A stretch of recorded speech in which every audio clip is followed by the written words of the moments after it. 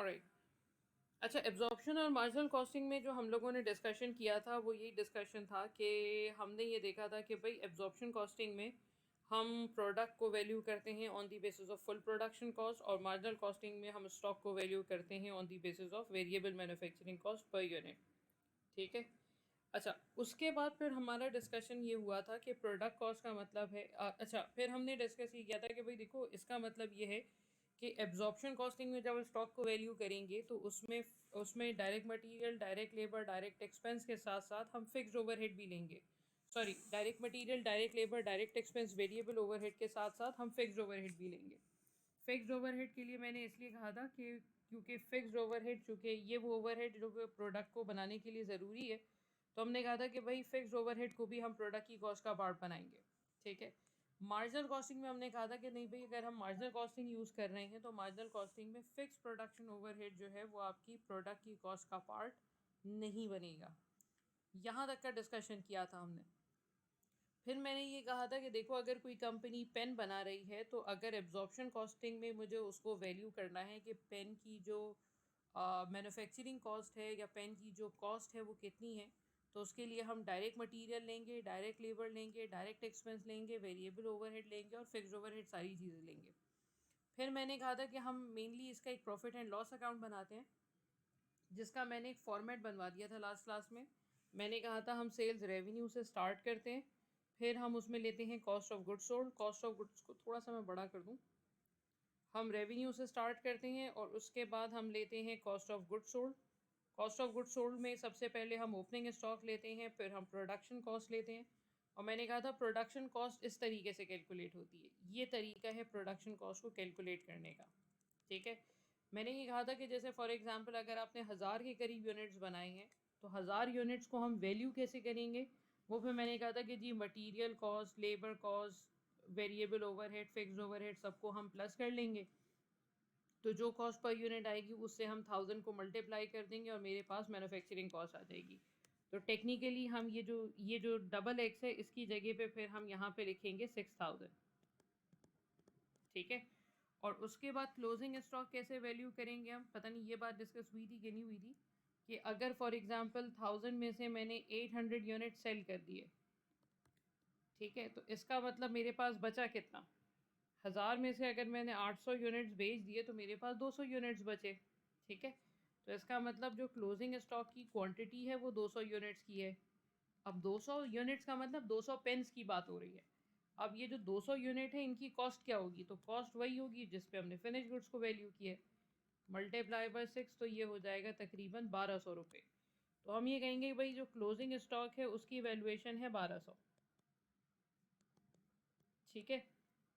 तो जो मेरा कॉस्ट ऑफ गुड्स सोल्ड आएगा इस वक्त, वो मेरा कॉस्ट ऑफ गुड्स सोल्ड आएगा 4800। 4800 बेसिकली क्या रिप्रेजेंट कर रहा है, ये रिप्रेजेंट कर रहा है cost of goods sold. Cost of goods sold को अगर मैं थोड़ा सा उर्दू में एक्सप्लेन करूँ तो दिस इज़ बेसिकली वो यूनिट्स जो हमने बेचे हैं उनकी कॉस्ट है। तो हमने कितने यूनिट्स बेचे, हमने 800 यूनिट्स बेचे हैं, तो ये 800 यूनिट्स की कॉस्ट को रिप्रेजेंट कर रहा है ये 4800। ठीक है। ये जो 4800 है, ये जो 4800 है ये 800 यूनिट्स की कॉस्ट को रिप्रेजेंट कर रहा है। फिर मैंने कहा था कि रेवेन्यू में से जब हम cost of goods sold minus करते हैं तो मेरे पास अनएडजस्टेड जीपी आता है। फिर हम अंडर ओवर की एडजस्टमेंट करते हैं तो मेरे पास एडजस्टेड ग्रॉस प्रॉफिट आता है। अंडर ओवर की एडजस्टमेंट ऐसे करेंगे कि अंडर एब्जॉर्प्शन अगर होगा तो अंडर एब्जॉर्प्शन अगर होगा तो वो माइनस होगा, और ओवर एब्जॉर्प्शन होगा अगर तो वो प्लस हो जाएगा। ठीक है, ये हमने किया था। और उसके बाद फिर मैंने कहा था कि ग्रॉस प्रॉफिट के बाद जितनी भी नॉन मैन्युफैक्चरिंग कॉस्ट है वो माइनस करेंगे, और जीपी से पहले सारी की सारी मैन्युफैक्चरिंग कॉस्ट माइनस करेंगे। ठीक है। तो इसका complete profit and loss account मैंने नहीं बनाया था, मैंने एक हल्का सा आइडिया दिया था कि इसका प्रॉफिट एंड लॉस अकाउंट बनता किस तरीके से है। ठीक है। यहाँ तक कोई मसला है तो पूछ लें, फिर हम क्वेश्चन पे चलते हैं। ठीक है भाई, चलें जी, अब क्वेश्चन पे आ जाते हैं। अगर मसला जी, मैम इसमें प्रॉफिट और लॉस अकाउंट भी बनता है दोनों में, अब्सॉर्प्शन कॉस्टिंग और मार्जिनल कॉस्टिंग। जी जी, दोनों में बनता है। मेन तो देखो, मेन असल चीज़ तो इन्वेंट्री वैल्यूएशन है, लेकिन हम प्रॉफिट एंड लॉस अकाउंट भी बनवा देते हैं, उसमें सारी चीज़ें आ जाती हैं। ठीक है। ठीक है भाई। अच्छा भाई, चलें अब हम लोग क्या करते हैं, अब हम लोग करते हैं इसका एक क्वेश्चन। ठीक है, इस पहले क्वेश्चन को बड़े गौर से देखिएगा, कॉपी तो वैसे भी अभी आप लोगों ने नहीं करना है। ठीक है, तो इसका एक छोटा सा मैं क्वेश्चन लिख दूँ ज़रा, उसके बाद फिर इस पर बात करते हैं। Just a second. ठीक है, अभी फ़िलहाल हम ले लेते हैं कि जी सेल्स रेवेन्यू जो है, सॉरी, सपोज़ मेरी प्रोडक्ट की जो सेलिंग प्राइस है वो सेलिंग प्राइस है $100। ठीक है, फिर मैंने कहा जी डायरेक्ट मटेरियल का एक्सपेंडिचर $20 पर यूनिट है, डायरेक्ट लेबर का एक्सपेंडिचर कुछ भी ले लो, 15 ले लो पर यूनिट, डायरेक्ट एक्सपेंस नहीं है, वेरिएबल प्रोडक्शन ओवरहेड्स हैं। वेरिएबल प्रोडक्शन ओवरहेड्स हमने लास्ट क्लास में डिस्कस किए थे कि वो ओवरहेड जो आपकी फैक्ट्री के ओवरहेड्स हैं बट बाय नेचर वेरिएबल है, तो उसको हम कहेंगे वेरिएबल प्रोडक्शन ओवरहेड है। और वो ओवरहेड जो आपकी फैक्ट्री का पार्ट है बट बाय नेचर वो फिक्स्ड है, वो फिक्स्ड ओवरहेड में चले जाएंगे। जैसे सुपरवाइज़र की सैलरी है तो वो फिक्स में चली जाएगी, इंश्योरेंस है वो फिक्स में चला जाएगा। ठीक है, अच्छा, fix production overheads, fix production overheads let's say कि ये हैं तकरीबन 6 पाउंड्स पर यूनिट के। ठीक है, फिर मैंने कहा कि जी वेरिएबल, सॉरी मैं इसको लिख दूँ, वेरिएबल सेलिंग ओवरहेड जो है, वेरिएबल सेलिंग ओवरहेड्स तकरीबन 2 पाउंड्स पर यूनिट के हैं। ठीक है, और मैंने यहाँ पे एक स्टेटमेंट दे दी कि देयर वाज नो अंडर और over absorption during the period. First question में मैं नहीं चाह रही हूँ कि मैं अंडर ओवर एब्जॉर्प्शन वाला भी मसला लेके आऊँ, क्योंकि उसमें बच्चे थोड़ा सा कंफ्यूज होते हैं। तो पहले ही क्वेश्चन में हम सिंपल रखते हैं। ठीक है, फ़िलहाल हम मान के चलते हैं कि एक्चुअल प्रोडक्शन जो है आपकी, एक्चुअल प्रोडक्शन जो है वो 2000 यूनिट्स की है और एक्चुअल सेल्स जो है आपकी वो 1600 यूनिट्स की है। ठीक है, अब मैंने कहा यार मुझे ज़रा एब्जॉर्प्शन कॉस्टिंग के थ्रू ज़रा P&L तो बना के बताओ। ठीक है, तो अब स्टार्ट कहाँ से करेंगे, we will start from sales revenue, right. So sales revenue, the sales revenue is mainly your income. तो हमने कितनी यूनिट सेल आउट किए, कंपनी सोल्ड 1600 यूनिट्स और उसकी जो सेलिंग प्राइस है वो तकरीबन 100 है। तो 1600 यूनिट्स हमने बेचे at the rate of $100 per unit. तो ये बनता है 1,60,000 शायद,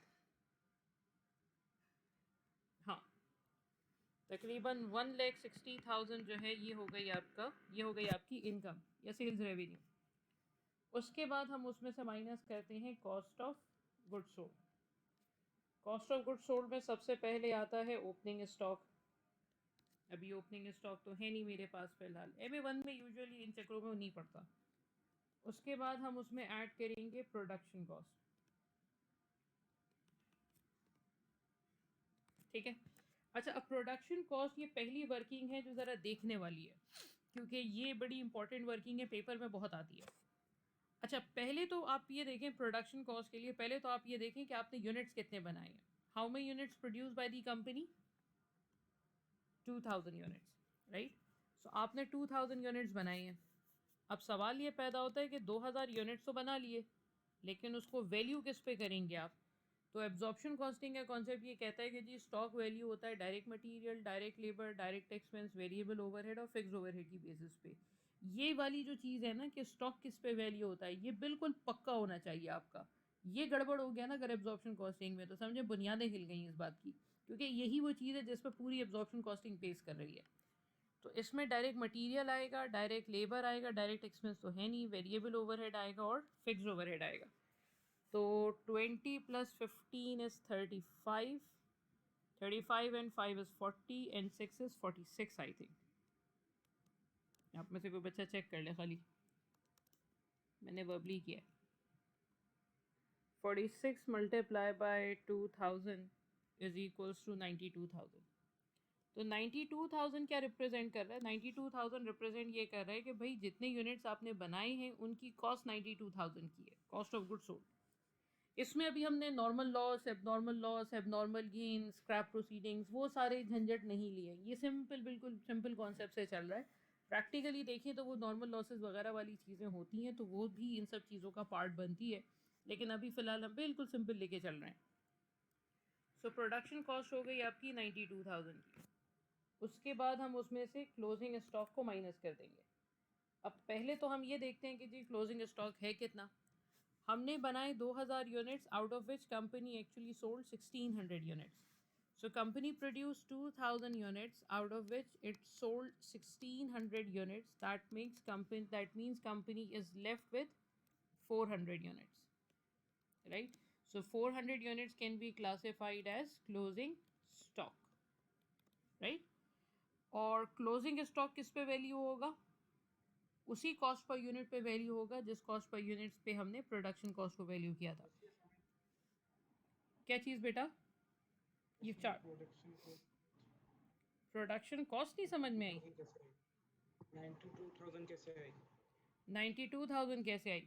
ये 2000 क्लियर है, ये कहाँ से आया? 2000 तो प्रोडक्शन हमने की, ठीक है। फिर मैंने कहा था कि जी प्रोडक्शन को हम वैल्यू किस पे कर रहे हैं? अगर एब्जॉर्प्शन कॉस्टिंग है तो एब्जॉर्प्शन कॉस्टिंग में 5 चीज़ें आती हैं, मैं यहाँ पे लिख देती हूँ। एब्जॉर्प्शन कॉस्टिंग में 5 चीज़ें आती हैं। डायरेक्ट मटेरियल आता है प्रोडक्ट की एवेल्युएशन में, डायरेक्ट लेबर आता है, डायरेक्ट एक्सपेंस आता है, वेरिएबल प्रोडक्शन ओवरहेड आता है और फिक्स प्रोडक्शन ओवरहेड आता है। यानी हम एब्जॉर्प्शन कॉस्टिंग में स्टॉक का मतलब जो प्रोडक्ट हम बना रहे हैं, ठीक है। मैं एक काम करती हूँ, मैं ज़रा वो पेज ओपन कर लेती हूँ एब्जॉर्प्शन कॉस्टिंग वाला, ताकि आप लोगों को क्लियर हो जाए कि मैं क्या बात कर रही हूँ, ठीक है। Just a second. ये जो मैंने कहा था ना कि जी ये वाली स्क्रीन पता नहीं आ रही है कि नहीं आ रही सामने। ये जो मैंने कहा था ना कि जी स्टॉक जो है वो स्टॉक आपका 5 चीज़ प्रोडक्ट कॉस्ट पे वैल्यू होगा, ये वाला पॉइंट। स्टॉक आपका मैन्युफैक्चरिंग कॉस्ट पे वैल्यू होगा। मैन्युफैक्चरिंग कॉस्ट का मतलब है prime cost plus variable production overhead plus fix production overhead. तो इसका मतलब है 5 चीज़ें: direct material, direct labour, direct expense, variable overhead और फिक्स्ड ओवरहेड। यानी हर वो कॉस्ट जो आपकी फैक्ट्री में लग रही है वो प्रोडक्ट को बनाने में ज़रूरी है। ये कॉन्सेप्ट है इसका। तो अब हम उसी स्टॉक को वैल्यू कर रहे हैं, ठीक है। मैं वापस आती हूँ उसी पे। तो हमने डायरेक्ट मटेरियल कितना लिया? डायरेक्ट मटेरियल 20 है, ठीक है। डायरेक्ट लेबर 15 है, डायरेक्ट एक्सपेंस नहीं है, वेरिएबल प्रोडक्शन ओवरहेड 5 है और फिक्स प्रोडक्शन ओवरहेड 6 है। हमने सेलिंग, जी बेटा। बस मुझे ये पूछना है, अभी आपने जैसे उसमें बताया कि हमें जो है एक ही चीज़ का डिफरेंस होता है दोनों में, मार्जिनल और एब्जॉर्प्शन में, कि एक में फिक्स लेते हैं और एक में फिक्स नहीं लेते। जी यहाँ बिल्कुल। पे हमें कहाँ क्वेश्चन में पता चलेगा कि हमें एब्जॉर्प्शन लेना है या मार्जिनल? मैंने, यार मेरी गलती है, मैंने रिक्वायरमेंट में लिखा नहीं है। जब कभी भी एग्जामिनर बोलता है ना कि जी आपने प्रॉफिट एंड लॉस अकाउंट बनाना है या स्टॉक वैल्यूएशन बतानी है, तो वो आपको क्लियरली बताता है कि एब्जॉर्प्शन में बोलना है, बताना है या मार्जिन में बताना है। तो वो स्पेसिफाई हो जाता है क्वेश्चन में। अच्छा, तो ये 46 जो आ गई, ये क्या आ गई? ये आ गई मेरे पास मैन्युफैक्चरिंग कॉस्ट पर यूनिट। यानी इसका मतलब अगर आप एब्जॉर्प्शन कॉस्टिंग कर रहे हैं तो उसमें एक यूनिट जो है वो $46 पे वैल्यू होगा, ठीक है। तो हमने क्या किया? हमने कहा कि देखो भाई 2000 यूनिट्स बनाई है ना हमने, एक यूनिट की वैल्यूएशन 46 है, तो 2000 की वैल्यूएशन कितनी होगी? 2000 मल्टीप्लाई बाय 46, 92,000 हमने ले लिया, ठीक है। अब क्लियर है? पता नहीं, ठीक है। अच्छा, अब क्लोजिंग स्टॉक उसमें से माइनस करते हैं। क्लोजिंग स्टॉक का मतलब बचा हुआ कितनी क्वांटिटी है। तो मैंने ये देखा कि भाई 2000 यूनिट्स मैंने बनाए, आउट ऑफ विच 1600 हमने बेच दिए। तो 2000 बना के अगर 1600 बेच दिए तो मेरे पास डेफिनेटली 400 यूनिट्स बचे हुए। तो 400 यूनिट्स का मेरे पास क्लोजिंग स्टॉक है, ये क्वांटिटी है, ये उसकी डॉलर में वैल्यूएशन नहीं है। ये है कि जी अगर आप चेयर बना रहे हैं, या अगर आप कोई कॉपी बना रहे हैं, या अगर आप कोई मोबाइल फ़ोन बना रहे हैं, तो ये बेसिकली उसकी क्वांटिटी है कि जी 400 यूनिट्स हमारे पास बचे हुए हैं। उसकी वैल्यूएशन कितनी है? उसकी वैल्यूएशन है $46 पर यूनिट। तो ये थोड़ा सा नीचे हो गया है। 46 multiply bye 400 is, sorry, 46 multiplied by 400 is 18,400 बनता है ये। 18,400 जो है ये हो गया आपका क्लोजिंग स्टॉक। ठीक है, जब प्रोडक्शन कॉस्ट में से आप क्लोजिंग स्टॉक माइनस करेंगे 92,000 माइनस 18,400, 73,600 बचेगा। ये जो 73,600 है ये बेसिकली है आपका cost of good sold. Cost of good sold का मतलब है कि जितने यूनिट्स आपने बेचे हैं ना ये उसकी कॉस्ट है। आपने कितने यूनिट्स बेचे हैं? आपने 1600 यूनिट्स बेचे हैं ना, तो ये 1600 यूनिट्स की कॉस्ट रिप्रेजेंट कर रहा है। ठीक है, अच्छा ये जब हम माइनस कर देंगे तो मेरे पास आ जाएगा ग्रॉस प्रॉफिट। और ये जो ग्रॉस प्रॉफिट होगा ये होगा अनएडजस्टेड। ठीक है, अच्छा ग्रॉस प्रॉफिट का मतलब, एक सेकेंड,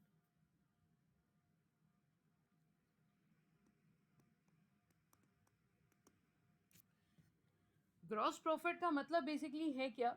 देखो ये मैंने अकाउंटिंग का पेपर एक दफ़ा दिया था बीकॉम का, तो मतलब मैंने दिए मैं बीकॉम के पेपर्स, तो उसमें पहले उसमें अकाउंटिंग का पेपर था, तो I was attempting accounting paper, तो वो हो गया था मेरा जल्दी।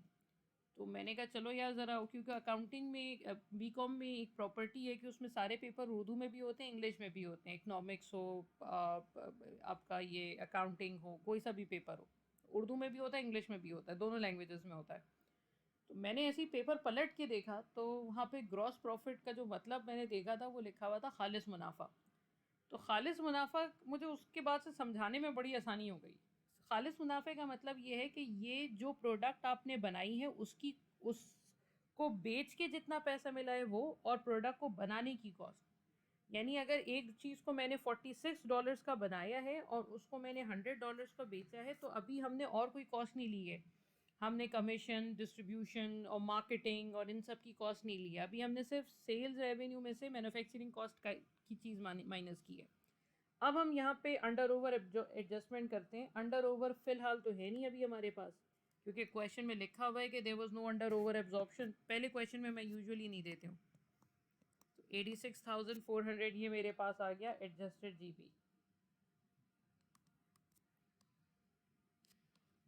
ठीक है, इसके बाद हम क्या माइनस करेंगे? इसके बाद हम अगर कोई सेलिंग, एडमिन, मार्केटिंग, डिस्ट्रीब्यूशन जैसा कोई एक्सपेंडिचर है जो प्रोडक्शन से एसोसिएटेड नहीं है तो माइनस कर देंगे। तो वेरिएबल सेलिंग कॉस्ट है मेरे पास $2 पर यूनिट की, तो अब इसके बाद फिर हम वेरिएबल सेलिंग कॉस्ट माइनस कर देंगे।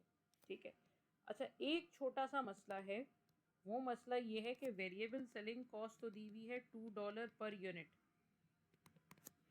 मैं उसको मल्टीप्लाई किससे करूं? मैं उसको 2000 से मल्टीप्लाई करूं जो मेरी प्रोडक्शन क्वांटिटी है, 2000 से मल्टीप्लाई करूं जो प्रोडक्शन क्वांटिटी है, या 1600 से मल्टीप्लाई करूं जो सेल्स क्वांटिटी है? 1600। टेक्निकली तो 1600 से मल्टीप्लाई होना चाहिए। क्यों? क्योंकि वेरिएबल सेलिंग कॉस्ट का आपकी प्रोडक्शन से कोई ताल्लुक नहीं है। ये जैसे कमीशन है ना, जो सिर्फ उस वक्त इनकर होगी जब आप सेल करेंगे। So $2 per unit multiplied by 1600, that makes 3200।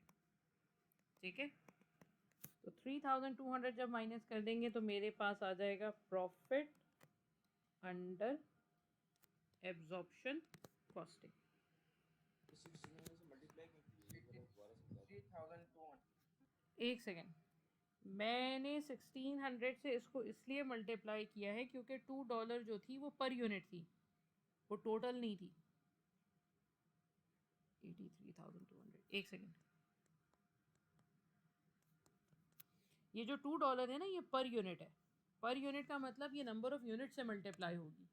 जैसे इसकी जो बेस्ट एग्जांपल मुझे समझ में आती है वेरिएबल सेलिंग ओवरहेड जो क्वेश्चन में दिए हुए होते हैं, तो उसकी जो बेस्ट एग्जांपल मुझे समझ आती है वो आती है कमीशन की, कि जी कमीशन आपको दिया हुआ है पर यूनिट, कि जी $2 पर यूनिट का कमीशन है, तो जितने यूनिट्स आप बेच रहे हैं उतना कमीशन आपको पे करना पड़ेगा, तो ये वो हो सकती है। या बाज़ औक़ात ये डिस्ट्रीब्यूशन कॉस्ट भी होती है, लेकिन डिस्ट्रीब्यूशन कॉस्ट के साथ मसला ये है कि वो हर यूनिट पे सेम नहीं आती। हर कस्टमर आपका एक डिस्टेंस पे तो नहीं होता ना, कि आप उसको बोलो कि यार पर यूनिट का डिस्ट्रीब्यूशन का एक्सपेंडिचर इतना है। तो आई पर्सनली बिलीव कि कमीशन जो है वो बड़ा फिट रहता है इस वाली कैटेगरी में। सो कमीशन टाइप की जो कॉस्ट है तो वो पर यूनिट इतनी है, तो हमने उसको मल्टीप्लाई किया 1600 से, तो we got 3200. Why we didn't use 2000? Because 2000 जो है वो प्रोडक्शन क्वांटिटी है, इस सेलिंग कॉस्ट का प्रोडक्शन से कोई ताल्लुक नहीं है. ठीक है भाई, यहाँ तक कोई मसला है तो पूछ लें.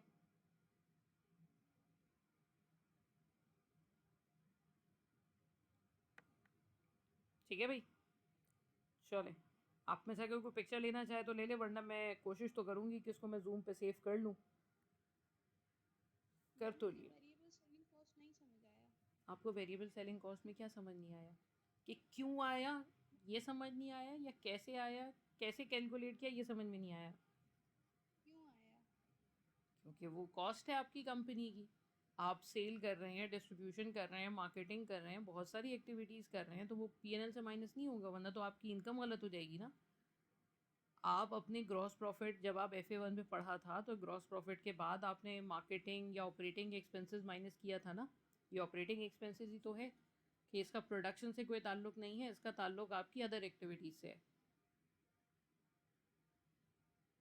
जैसे ऑपरेटिंग कॉस्ट, जैसे ग्रॉस प्रॉफिट के बाद ऑपरेटिंग एक्सपेंसेस माइनस करते हैं ना, उसी तरीके से यहाँ पे भी हम ये चीज़ माइनस करते हैं कि भाई अगर कोई एडमिन रिलेटेड कॉस्ट है, सेल्स रिलेटेड कॉस्ट है, मार्केटिंग की कॉस्ट है, जो कि मेरे कॉस्ट ऑफ गुड्स सोल्ड का पार्ट नहीं बन पाई है, क्योंकि मैन्युफैक्चरिंग कॉस्ट में तो सेलिंग एडमिन नहीं ले जाते ना, तो उसको फिर हम अलग से माइनस करते हैं ग्रॉस प्रॉफिट के बाद. और अगर मैंने ये माइनस नहीं किया तो इसका मतलब है कि आपका प्रॉफिट गलत आ रहा है, क्योंकि प्रॉफिट में से एक ऐसी कॉस्ट जो कि आपकी ऑर्गेनाइजेशन का पार्ट है, आपने वो माइनस नहीं किया. ठीक है भाई, आगे चलें. चलें. अच्छा भाई, अब एक और क्वेश्चन पे चलते हैं. यहाँ पे हम थोड़ा सा अंडर ओवर एब्जॉर्प्शन के ऊपर भी बात करेंगे. मुझे थोड़ा डर लगता है अंडर ओवर पे बात करने पे, बट बहरहाल फिर भी ट्राई करेंगे. Let's see what we can do. देखिए, सबसे पहले हम स्टार्ट करते हैं सपोज सेलिंग प्राइस से. सेलिंग प्राइस हम ले लेते हैं $90 की. ठीक है. फिर हम ले लेते हैं प्राइम कॉस्ट. प्राइम कॉस्ट में direct material, direct labour, direct expense सब आ जाएगा. प्राइम कॉस्ट ले लेते हैं हम 45. ठीक है. वेरिएबल प्रोडक्शन ओवरहेड्स हम ले लेते हैं $6, और फिक्स प्रोडक्शन ओवरहेड्स हम ले लेते हैं $4 पर यूनिट के. ठीक है. और हम मज़ीद ले लेते हैं variable selling cost $3 per unit. और चलें फिक्स सेलिंग कॉस्ट भी ले लेते हैं. पता नहीं इसका क्या इम्पैक्ट आएगा, लेकिन बहरहाल ये भी ले लेते हैं. चलें 9000. डर लग रहा है लेते हुए, बहरहाल. अच्छा, फिर मैंने कहा कि देखो यार, एक्चुअल प्रोडक्शन जो है, एक्चुअल प्रोडक्शन हो गई आपकी तकरीबन 4000 यूनिट्स की. एक्चुअल सेल्स आपकी कुछ भी ले लें, 3200 यूनिट्स ले लें. और एक्चुअल फिक्स प्रोडक्शन ओवरहेड्स जो हैं वो आप ले लें तकरीबन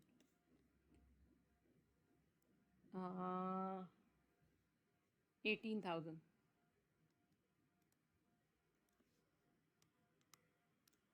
All other costs were as expected. ठीक है. अभी फ़िलहाल इस जुमले का क्या रोल है यहाँ पे, इसके ऊपर मैं बात नहीं कर रही हूँ, क्योंकि अभी फ़िलहाल इस पर बात करना मुनासिब नहीं है. बहुत अर्ली स्टेज है ये. ठीक है भाई. अच्छा, अब हम चलते हैं ज़रा इसके प्रॉफिट एंड लॉस अकाउंट पे. आपको बनाना क्या है, आपको प्रॉफिट एंड लॉस अकाउंट बनाना है बाय यूजिंग एब्जॉर्प्शन कॉस्टिंग.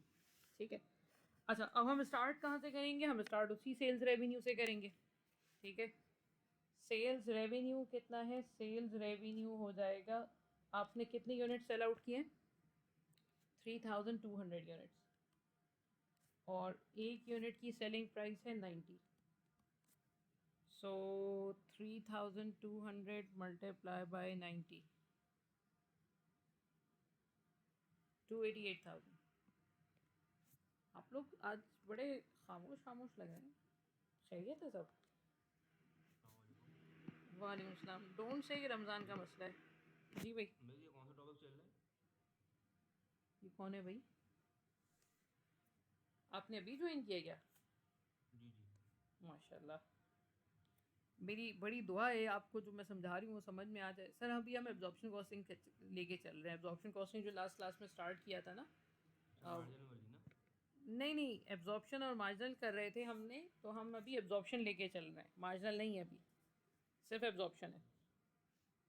ठीक है, मार्जिनल हम बाद में करेंगे। अबे यार ये हटेगा कैसे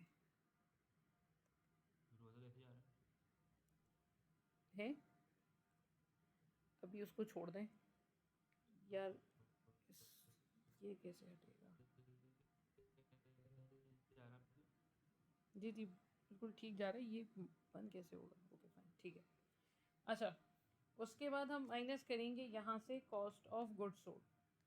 ठीक है, कॉस्ट ऑफ गुड्स सोल्ड में ओपनिंग स्टॉक तो है नहीं यूजुअली बच्चे कुछ ना कुछ बोल देते हैं कि ये इसका आंसर ये है, इसका आंसर ये है। आज बिल्कुल ही टुन लग रहे हैं आप लोग। सो आई कैन अंडरस्टैंड। ये आप लोग रमज़ान पे डाल देंगे सारी बातें कि रमज़ान है, रोज़ा है, पता नहीं क्या मसला है। एनीवेज, प्रोडक्शन कॉस्ट क्या होगी? अब ज़रा सोचें, प्रोडक्शन कॉस्ट कितनी होगी? कितने यूनिट्स बनाए हैं आपने? आपने बनाए हैं 4,000 यूनिट्स। ठीक है, तो 4,000 यूनिट्स को हम मल्टीप्लाई करेंगे इसकी मैन्युफैक्चरिंग कॉस्ट पर यूनिट के साथ। अब मैन्युफैक्चरिंग कॉस्ट में क्या क्या आता है? मैन्युफैक्चरिंग कॉस्ट में आता है डायरेक्ट मटेरियल, डायरेक्ट लेबर, ये मैं कोने में लिख रही हूँ, direct expenses, variable production overhead और फिक्स प्रोडक्शन ओवरहेड। ठीक है, तो direct material, direct labour, direct expense, ये तो उसने खुद ही मिला के आपको दे दिया। Direct material, direct labour, direct expense मिला के उसने आपको दे दिया 45। ठीक है, तो ये तो हमने 45 एज इट इज़ ले लिया। ठीक है, उसके बाद वेरिएबल प्रोडक्शन ओवरहेड $6 है, वो भी हमने ले लिया। फिक्स प्रोडक्शन ओवरहेड $4 है, वो भी हमने यहाँ पे ले लिया। तो 45 + 10 ये बनता है 55। ये क्या हो गया? ये हो गया आपका मैन्युफैक्चरिंग कॉस्ट पर यूनिट, यानी एक यूनिट को बनाने की कॉस्ट 55 है। तो 4,000 multiply by 55 is equals to what? 4,000 multiply by 55 is equals to 220,000। उसके बाद क्या माइनस होगा? उसके बाद माइनस हो जाएगा क्लोजिंग स्टॉक। अब मुझे बताएं ज़रा, क्लोजिंग स्टॉक कितना है? मुझे आप में से किसी एक बच्चे का रिस्पॉन्स चाहिए, बिकॉज मुझे बड़ा अजीब सा लग रहा है लैपटॉप से बातें करना। 800। बस ठीक है। 800 कहाँ से आया? 800 ऐसे आया कि जी 4,000 यूनिट्स हमने बनाए और 3,200 यूनिट्स हमने सेल कर दिए। तो 4,000 बना के जब 3,200 यूनिट्स बेचोगे तो बचेगा 800 यूनिट्स, मल्टीप्लाई बाय 55। तो 800 multiply by 55 is sorry, it's 44,000 right. So 44,000 ये हो गया, और इसको हम यहाँ से माइनस करेंगे तो ये मुझे दे देगा cost of goods sold minus 220,000। ये बन रहा है 176,000, और 176,000 को हम माइनस कर देंगे। 176,000 क्या रिप्रेजेंट कर रहा है? 176,000 रिप्रेजेंट कर रहा है cost of goods sold. Cost of goods sold का मतलब जो यूनिट्स हमने बेचे हैं उनकी कॉस्ट है ये। सो अरे यार 288,000 माइनस 176,000 ये बनता है 1,12,000। ये हो गया मेरे पास अनएडजस्टेड ग्रॉस प्रॉफिट।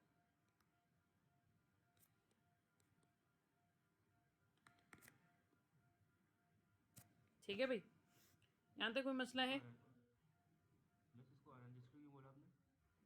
क्योंकि अभी तक हमने अंडर ओवर एब्जॉर्प्शन की एडजस्टमेंट नहीं की है। अंडर ओवर एब्जॉर्प्शन की एडजस्टमेंट हमें करनी है, जो अभी हम करेंगे। अभी तक हमने उसकी एडजस्टमेंट नहीं की है। वो हमारे पिछले क्वेश्चन में थी, करवाई मैंने नहीं थी इसलिए क्योंकि वो पहला क्वेश्चन होता है, वो वैसे ही फिर बच्चे घबरा जाते हैं। अब यहाँ तो कोई मसला है? जी जी, रमज़ान है, अल्लाह ने रोज़े फ़र्ज़ किए हैं बेटा, उसको इतना नहीं सर पे सवार किया करें। चलें, अच्छा अब अंडर ओवर एब्जॉर्प्शन की जो एडजस्टमेंट है मैं वो बता रही हूँ, इसको ज़रा देख लें, ठीक है? इसमें अगर कुछ मसला होगा तो मुझसे पूछ लीजिएगा। देखिए, अंडर ओवर एब्जॉर्प्शन की एडजस्टमेंट हम कैसे करते हैं? सबसे पहले हम लेते हैं एब्जॉर्ब ओवरहेड, ठीक है? एब्जॉर्ब ओवरहेड का मतलब है हम लेंगे सबसे पहले एब्जॉर्ब ओवरहेड। एब्जॉर्ब ओवरहेड्स हमने पढ़ा था कि that is equals to overhead absorption rate multiply by actual activity level. तो ये एब्जॉर्ब ओवरहेड आता है, उसके बाद हम उसमें से माइनस करते हैं एक्चुअल ओवरहेड्स, तो मेरे पास अंडर ओवर एब्जॉर्प्शन की फिगर आ जाती है, ठीक है? ये चीज़ हमने लास्ट क्लास में या ओवरहेड्स के चैप्टर में डिस्कस की थी। यहाँ तक ये तो याद होना चाहिए टेक्निकली, क्योंकि ओवरहेड्स का टेस्ट भी दे चुके हैं, मिड मॉन्क भी मेरे ख्याल में आप लोग दे चुके हैं। अच्छा, अब यहाँ पे बस एक चीज़ मैं यहाँ पर बता रही हूँ, इसके ऊपर अभी फ़िलहाल मैं नहीं बात करूँगी बहुत ज़्यादा, इसलिए नहीं क्योंकि मुझे नहीं आता, इसलिए नहीं क्योंकि ये जो एब्जॉर्प्शन कॉस्टिंग है ये MA1 में भी है, ये MA2 में भी है और ये F2 में भी है। तो कुछ चीज़ें ऐसी हैं जिनके जवाब मैं MA1 में नहीं दूँगी, वो फिर हम MA2 में डिस्कस करेंगे, क्योंकि MA1 में उसने चीज़ों को बहुत सिंपल रखा हुआ है, बहुत बहुत मतलब जिसको कहते हो ना बिल्कुल बेसिक लेवल पे रखा हुआ है, चूँकि आगे इसकी एक एडवांसमेंट है, आगे इसकी एक्सटेंशन है, राइट? हर चीज़ उसने MA1 में नहीं पढ़ाई हुई, तो हम इसको बिल्कुल बेसिक लेवल पे लेके चलेंगे, ठीक है? बस इस चीज़ का ध्यान रखिएगा। तो एक दो सवाल आपकी तरफ से हो सकता है जिसमें मैं माजरत कर लूँ कि यार इसको भी फ़िलहाल छोड़ दें, इसको भी जैसे मैं करवा रही हूँ उस तरीके से कर लें। ट्रस्ट में गलत हम नहीं कर रहे हैं, बट जैसे हम कर रहे हैं करवा रही हूँ बस उस तरीके से कर लीजिएगा। बाकी अगर कभी हमारी फ़ेस टू फेस मुलाकात हुई तो फिर मैं बाद में कभी बता दूँगी, लेकिन अभी फ़िलहाल उसको ज़्यादा उस पे ऊपर मैं बात नहीं करूँगी। देखिए, जब हम अंडर ओवर एब्जॉर्प्शन कैलकुलेट करेंगे तो उसमें हम यहाँ पे ओवरहेड एब्जॉर्प्शन रेट में सिर्फ फिक्स्ड ओवरहेड लेंगे, वेरिएबल नहीं लेंगे। क्यों नहीं लेंगे? क्यों इसलिए नहीं लेंगे क्योंकि ये स्टेटमेंट दी हुई है, ये जो स्टेटमेंट दी हुई है इसकी वजह से हम यहाँ पे नहीं लेंगे। और वैसे भी अगर ये स्टेटमेंट ना भी दी हुई होती तब भी वेरिएबल की एडजस्टमेंट कहीं और कर देते हैं हम, यहाँ पे नहीं करते। तो मैं अब उसकी डिटेल में नहीं जा रही हूँ कि उसमें क्या है क्या नहीं है। अभी फ़िलहाल बस इतना ध्यान में रखें कि एब्जॉर्प्शन कॉस्टिंग में जब कभी भी अंडर ओवर एब्जॉर्प्शन हम निकालेंगे तो उसमें हम सिर्फ फिक्स्ड ओवरहेड लेते हैं, वेरिएबल ओवरहेड्स हम नहीं लेते, ठीक है? तो ओवरहेड एब्जॉर्प्शन रेट में हम क्या लेंगे? ओवरहेड एब्जॉर्प्शन रेट में हम सिर्फ फिक्स्ड ओवरहेड लेंगे विच इज़ 4, ठीक है? और एक्टिविटी लेवल क्या है? एक्टिविटी लेवल का मतलब हमने कितने यूनिट्स बनाए हैं। $4 का तो एक्सपेंडिचर एक यूनिट पे आता है ना, $4 की एब्जॉर्प्शन एक यूनिट पे होती है। हमने कितने यूनिट्स बनाए थे? 4000। तो इसका मतलब टेक्निकली 16000 की एब्जॉर्प्शन हमने प्रोडक्ट की कॉस्ट में कर दी है। अभी हमने वेरिएबल ओवरहेड्स नहीं लिए और वेरिएबल ओवरहेड्स यहाँ पे हम नहीं लेंगे।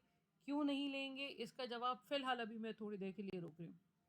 अच्छा, उसके बाद फिर हम एक्चुअल ओवरहेड्स माइनस करेंगे। एक्चुअल फिक्स्ड ओवरहेड उसने यहाँ पे दिए हुए 18000 के। तो अब सवाल ये पैदा होता है कि ये जो फिगर है क्या ये अंडर एब्जॉर्ब है या ये ओवर एब्जॉर्ब है? एब्जॉर्ब ओवरहेड कंपैरेटिवली आपकी कम है तो हम उसको बोलेंगे कि ये 2000 से अंडर एब्जॉर्ब है। और अंडर एब्जॉर्ब जो है वो मेरे प्रॉफिट एंड लॉस अकाउंट में हमेशा माइनस होता है। तो हम यहाँ पे लेंगे अंडर एब्जॉर्प्शन ऑफ ओवरहेड,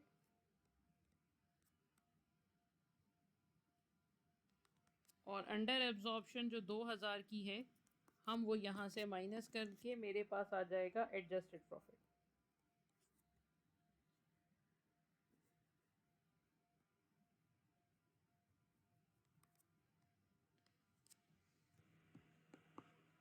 किसी ने कुछ पूछना है? 1,10,000। जी जी ये रिपीट कर सकते हैं एक मरतबा एब्जॉर्ब ओवरहेड्स वाली? जी बिल्कुल कर सकती हूँ। देखिए, मैंने ये कहा था कि जब कभी भी हम अंडर ओवर एब्जॉर्प्शन निकालते हैं एब्जॉर्प्शन कॉस्टिंग में, इससे पहले हमने ये किया था कि हम ओवरहेड एब्जॉर्प्शन रेट लेते थे, ठीक है? अभी मैं ये कह रही हूँ कि जब कभी भी हम एब्जॉर्प्शन कॉस्टिंग में जब कभी भी हम अंडर ओवर एब्जॉर्प्शन कैलकुलेट करेंगे तो हम सिर्फ फिक्स्ड ओवरहेड लेंगे, वेरिएबल नहीं लेंगे, ठीक है? और मैं उसके ऊपर फ़िलहाल बहुत ज़्यादा बात नहीं कर रही हूँ क्योंकि वो फिर बात किसी और डायरेक्शन में चली जाएगी, फिर बात इधर उधर हो जाएगी, तो फ़िलहाल मैं उसमें बात नहीं करूँ।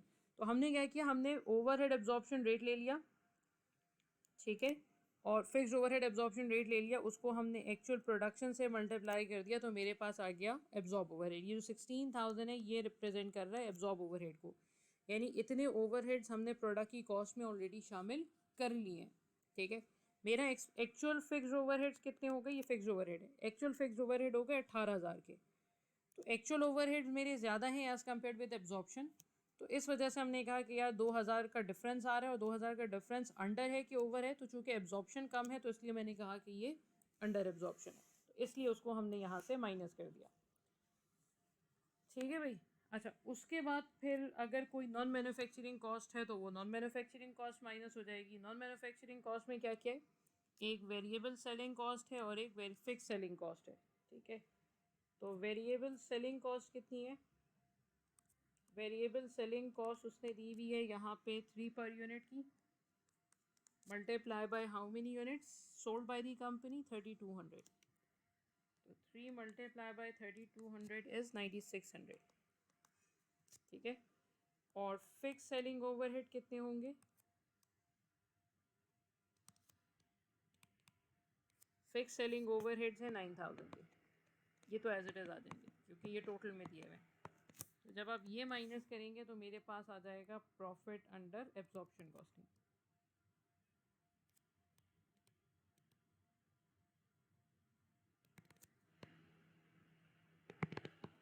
मेरी ये सेलिंग कॉस्ट समझ में नहीं आया।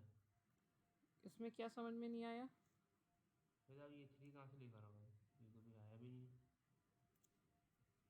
91.4,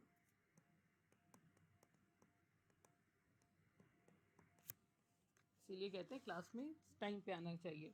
ये 3 pounds per unit variable selling cost ये है। सेलिंग कॉस्ट का मतलब ये है कि इसको अभी तक हमने प्रोडक्शन कॉस्ट में तो शामिल नहीं किया है ना, तो इसको अभी तक पीएनएल से हमने माइनस नहीं किया, तो अगर एक कॉस्ट आपकी ऑर्गेनाइजेशन में इनकर हो रही है तो आपको माइनस तो करनी है ना, तो वो हमने यहाँ पे नॉन मैन्युफैक्चरिंग कॉस्ट के तौर पे माइनस किया, यहाँ से नॉन मैन्युफैक्चरिंग कॉस्ट स्टार्ट हो रही है।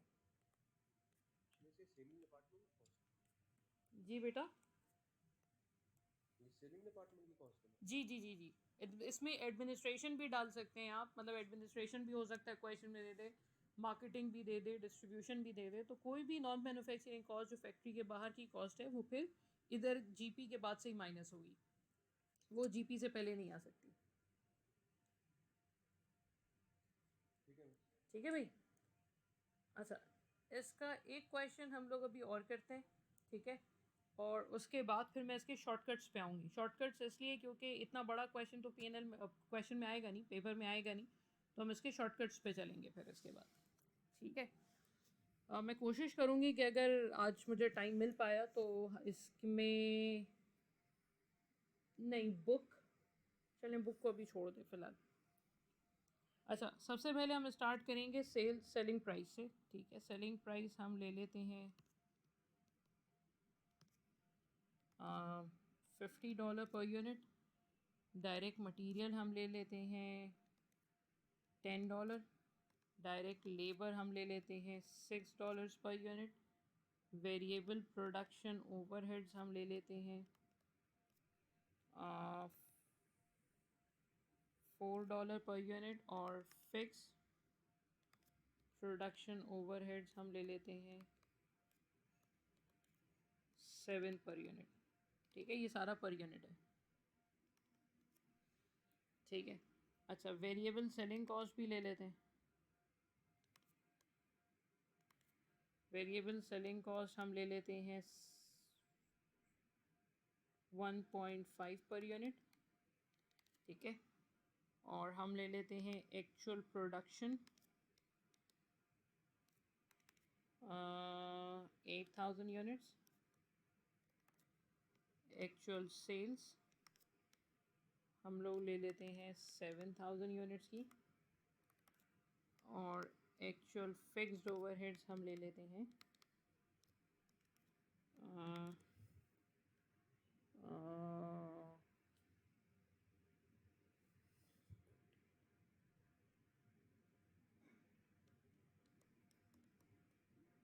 ठीक है। अब एक काम करें ज़रा, इसका इसका अनएडजस्टेड जीपी तक बनाएं आप। अनएडजस्टेड जीपी का मतलब है कि सेल्स रेवेन्यू निकालें आप, ठीक है। उसके बाद हम cost of goods sold minus करेंगे। कॉस्ट ऑफ गुड्स सोल्ड में सबसे पहले हम लेंगे ओपनिंग स्टॉक, ठीक है।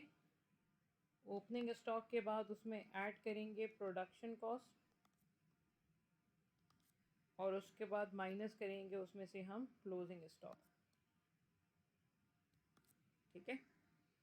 तो ओपनिंग स्टॉक तो है नहीं, यहाँ पे एक फिगर आएगी, यहाँ पे एक फिगर आएगी, यहाँ पे एक फिगर आएगी, ये माइनस होगी, ये एक फिगर आएगी, और जब ये माइनस करेंगे तो मेरे पास ग्रॉस प्रॉफिट आ जाएगा अनएडजस्टेड,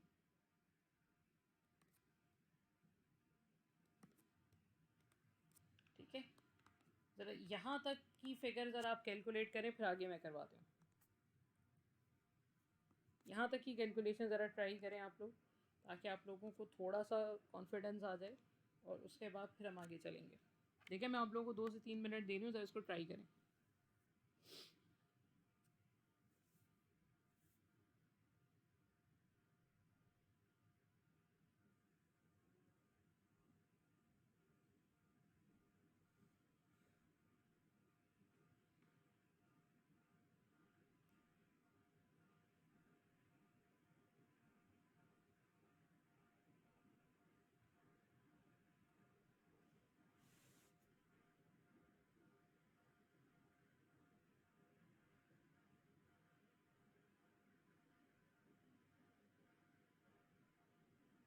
बस 2,11,000।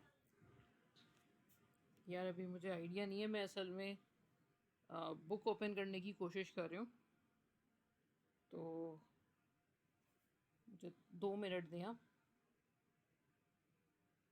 मुझे बताएं मैन्युफैक्चरिंग कॉस्ट कितनी है?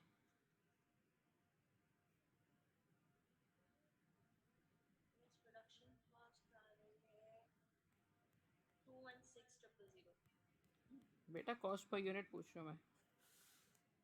सॉरी 27। 27। अच्छा मुझे 2 मिनट दें, मैं ज़रा एक चीज़ एडजस्ट कर लूँ, फिर मैं बताती हूँ।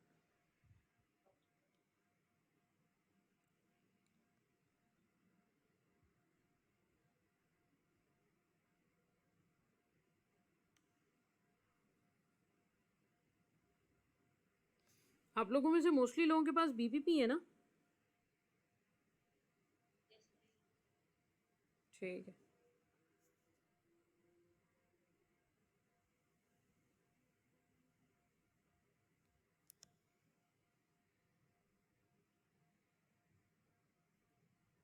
क्या हो गया इसको?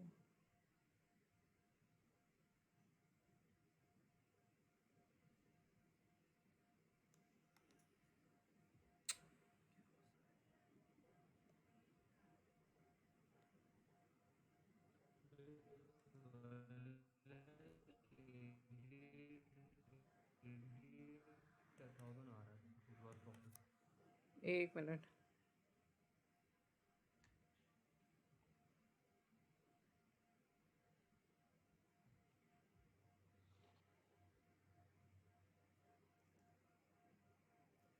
हम्म, एक मिनट। अच्छा ग्रॉस प्रॉफिट आप लोगों का कितना आ रहा है? 188। 188। ओके, अब देखें। बस मेरा 2 डबल बना रहा है। अच्छा चलें ठीक है, अभी इसका फैसला हो जाएगा, अभी आप फिक्र नहीं करें। देखें अब आप लोगों को टाइम लगा, ठीक है, आप लोगों ने टाइम लगाया और आप लोगों ने अनएडजस्टेड ग्रॉस प्रॉफिट निकाला, ठीक है। अगर कोई मुझे इसका ये बोले ना कि यार इसका शॉर्टकट लगा दो ज़रा, मुझे 2 मिनट में ये बता दो, 2 मिनट भी नहीं शायद उससे भी कम टाइम पीरियड में, अगर कोई मुझे ये बोले कि यार जल्दी से मुझे इसका ग्रॉस प्रॉफिट बता दो, so there is a shortcut of doing that, ठीक है। मैं तो इसको चार्ज पे लगा दूँ, और वो शॉर्टकट ये है कि जस्ट अ सेकेंड, ओके। और वो शॉर्टकट ये है कि बच्चों सेलिंग प्राइस कितनी है? 50। मैं शॉर्टकट बता रही हूँ, ठीक है, फिर मैं इसका पूरा ब्रेकअप भी बता दूंगी। 50 की सेलिंग प्राइस है। अच्छा कॉस्ट पर यूनिट कितनी है? Direct material 10, direct labour 6, direct expense 4 और वेरिएबल 27 है। तो 50 में से अगर मैं 27 माइनस करूं तो मेरे पास 1 यूनिट का प्रॉफिट आएगा 23। और उस 23 को अगर मैं डायरेक्टली मल्टीप्लाई कर दूं सेल्स वॉल्यूम के साथ तो मेरे पास डायरेक्टली ये फिगर आ जाएगी, मुझे इतना लंबा चौड़ा काम करने की ज़रूरत पड़ेगी नहीं। 1,61,000। अब ये किसी की आई है?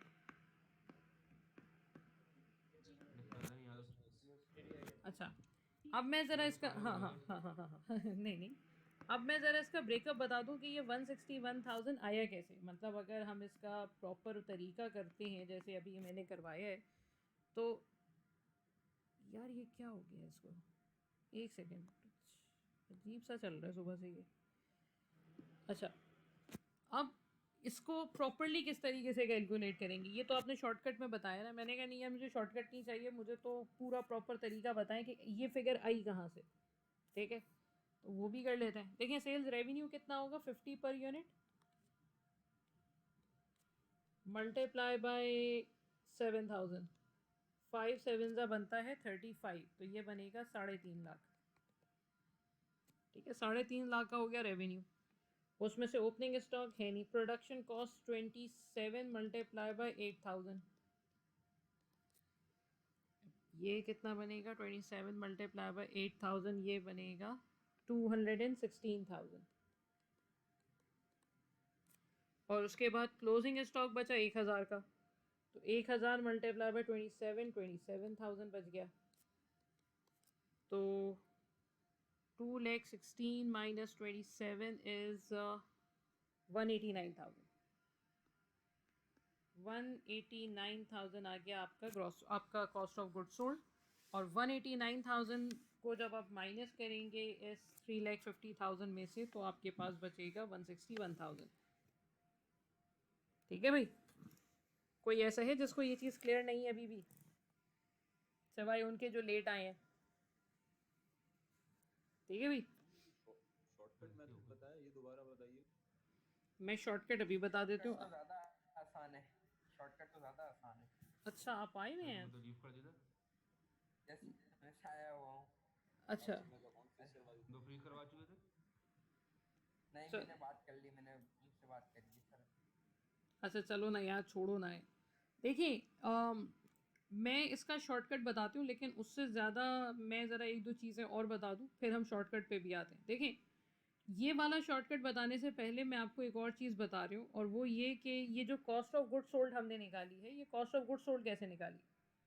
ठीक है, देखिए कॉस्ट ऑफ गुड सोल्ड कैसे निकाली थी, हमने पहले प्रोडक्शन कॉस्ट निकाला, फिर हमने क्लोजिंग स्टॉक माइनस किया और मेरे पास 189,000 आ गया, और उसको हमने नाम दिया कॉस्ट ऑफ गुड सोल्ड का। कॉस्ट ऑफ गुड सोल्ड का उर्दू में तर्जुमा बनता है कि भाई जितने यूनिट्स आपने बेचे हैं उनकी कॉस्ट है ये।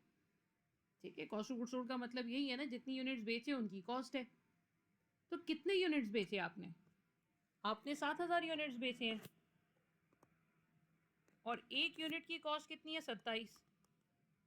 तो मुझे ज़रूरत ही नहीं थी कि मैं प्रोडक्शन कॉस्ट निकालूं, फिर उसमें से क्लोजिंग स्टॉक माइनस करके कॉस्ट ऑफ गुड सोल्ड निकालूं। ये फिगर डायरेक्टली भी आ सकती थी। तो करवाया क्यों?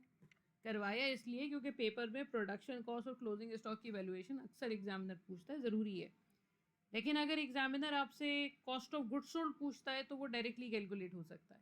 ठीक है, उसी तरीके से अगर कोई एग्जामिनर मुझसे ये पूछता है ना कि भाई मुझे ग्रॉस प्रॉफिट बता दो, तो ग्रॉस प्रॉफिट का मतलब है कि यार मुझे बता दो टोटल प्रॉफिट कितना हो रहा है आपका, एक्सक्लूडिंग सेल्स एडमिन वगैरह।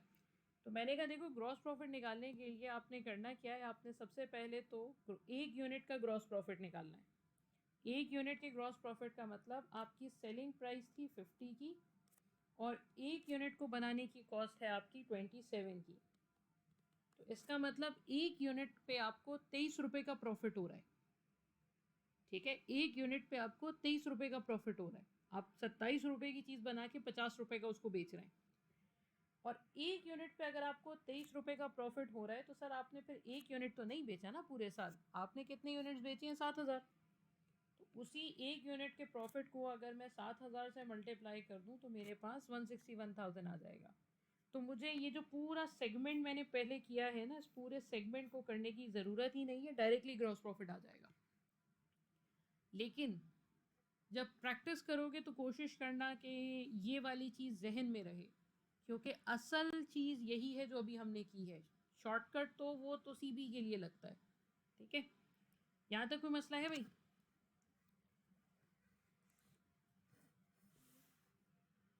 यहाँ तो कोई मसला है भाई?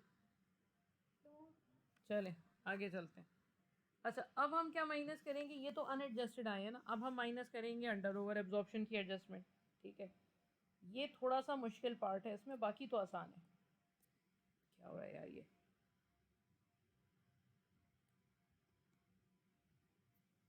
अंडर ओवर एब्जॉर्प्शन की एडजस्टमेंट करनी है। ठीक है, अब अंडर ओवर एब्जॉर्प्शन के लिए हम एक छोटी सी वर्किंग बना लेते हैं। ठीक है, सबसे पहले हम लेंगे एब्जॉर्ब ओवरहेड्स। एब्जॉर्ब ओवरहेड में फ़िलहाल सिर्फ हम फिक्स्ड ओवरहेड लेंगे विच इज़ 7 पर यूनिट। तो 7 multiply by how many units manufactured by the company? 8000। तो 7 8 ज़ा कितना बनता है? 56,000। Okay great. तो एक्चुअल को फिर एक काम करें, इस एक्चुअल को 40 नहीं करते, ये थोड़ा बहुत कम हो जाएगा। एक्चुअल को हम करते हैं 52,000। ठीक है, अच्छा एक्चुअल फिक्स्ड ओवरहेड जो है वो है तकरीबन 52,000 के। तो डिफरेंस आ गया 4,000 का। अंडर है कि ओवर है? ओवर ओवर एब्जॉर्प्शन है। ठीक है, और अगर ओवर एब्जॉर्प्शन है तो ये मेरे प्रॉफिट एंड लॉस अकाउंट में से माइनस होगा। ठीक है, हाँ प्लस होगा, प्लस होगा, प्लस होगा, प्लस होगा, सॉरी। तो ओवर एब्जॉर्प्शन है तो ये तकरीबन 4,000 है, ये यहाँ पे प्लस हो जाएगा। तो ये हो जाएगा 165,000। ये आ गया मेरा एडजस्टेड जीपी। ठीक है, उसके बाद अगर आपकी कोई सेलिंग कॉस्ट वगैरह है तो वो माइनस कर दें। उसके बाद वेरिएबल सेलिंग कॉस्ट है तकरीबन 1.5 पर यूनिट की। तो 1.5 per unit multiply by what? Multiply by the sales volume which is 7,000। तो ये बनेगा 10,500।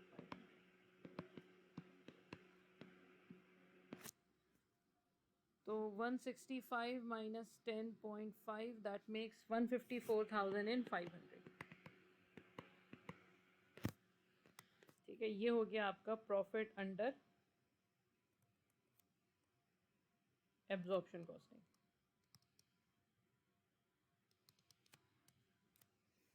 ठीक है भाई,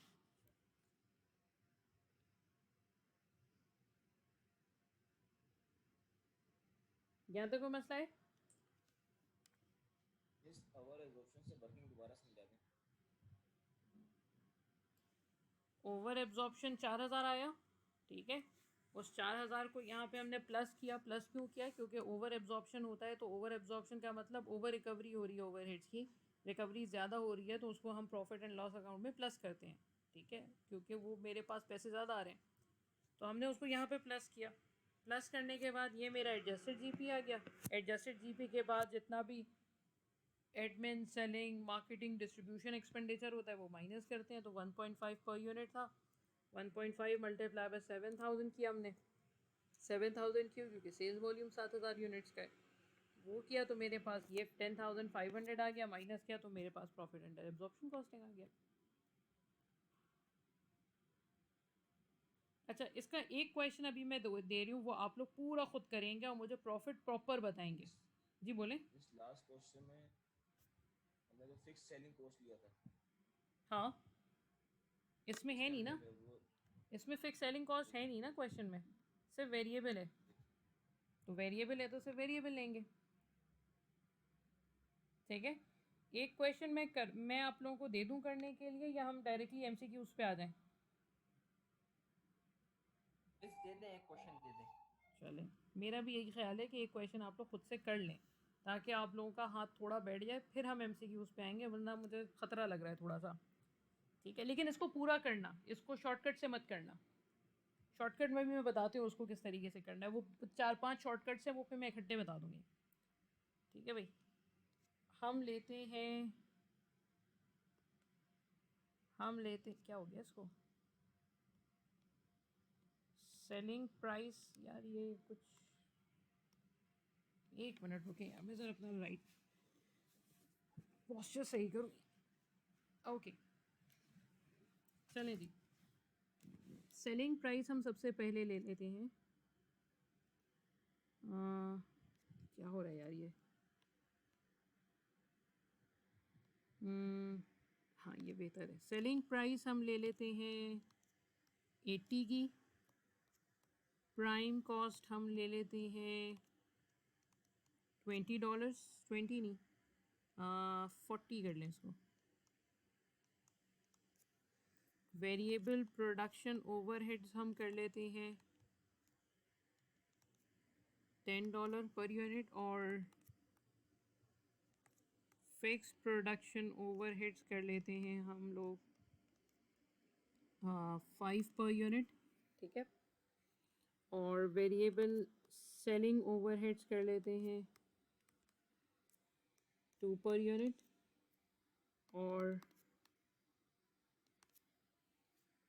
अच्छा फिर हम कर लेते हैं actual production.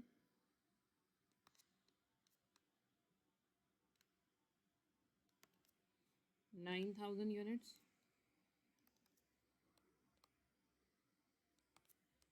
Actual sales 8,250 units, और एक्चुअल फिक्स प्रोडक्शन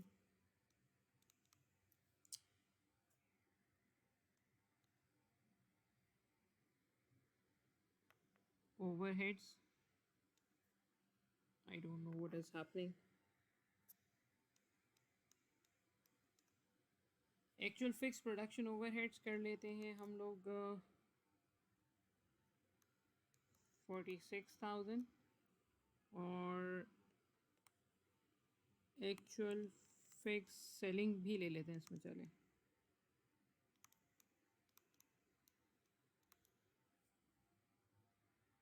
बल्कि इसमें सेलिंग नहीं लेते, इसमें एडमिन ले लेते हैं,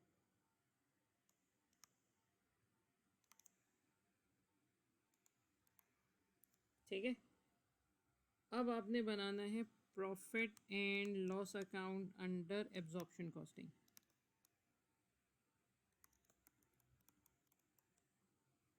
ठीक है। इसको ज़रा बनाएं और उसके बाद फिर हम इस पे बात करते हैं कि इसके शॉर्टकट्स कैसे करेंगे, ठीक है। तो आप लोग ले लें, 2-3 मिनट ले लें, फिर बात करते हैं।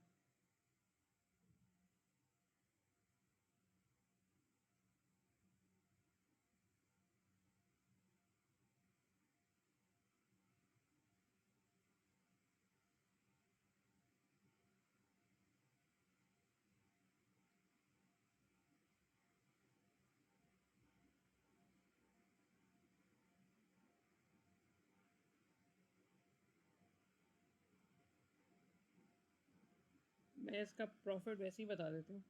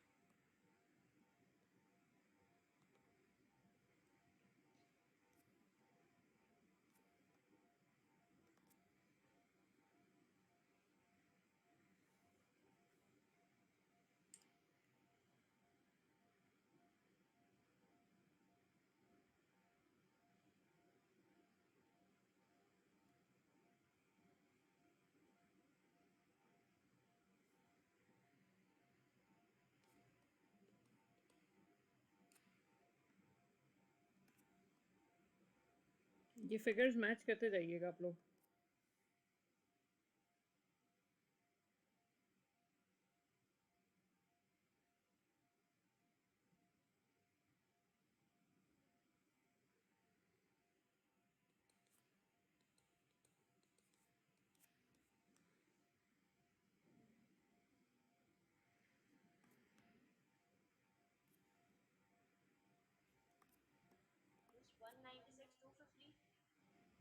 I am not sure.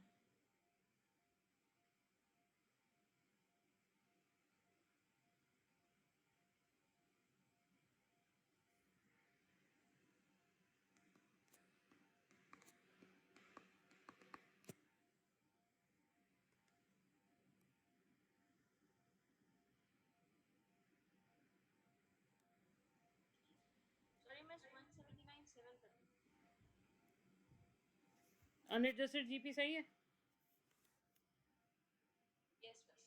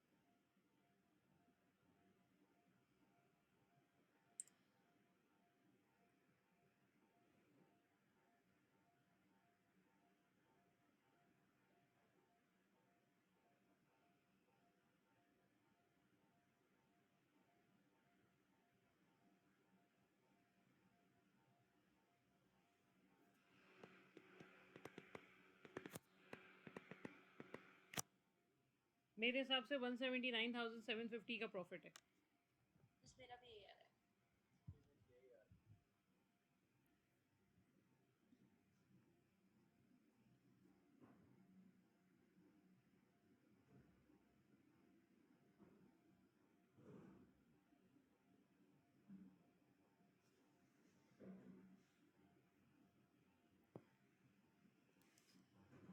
ठीक है भाई. कोई है जिसको इधर अभी मसला है?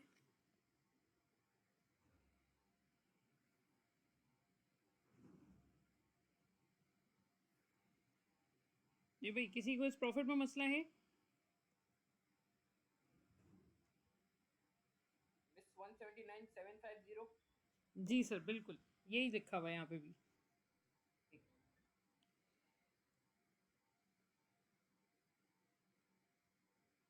मैं आगे बढ़ूँ या मैं 2 मिनट रुक जाऊँ?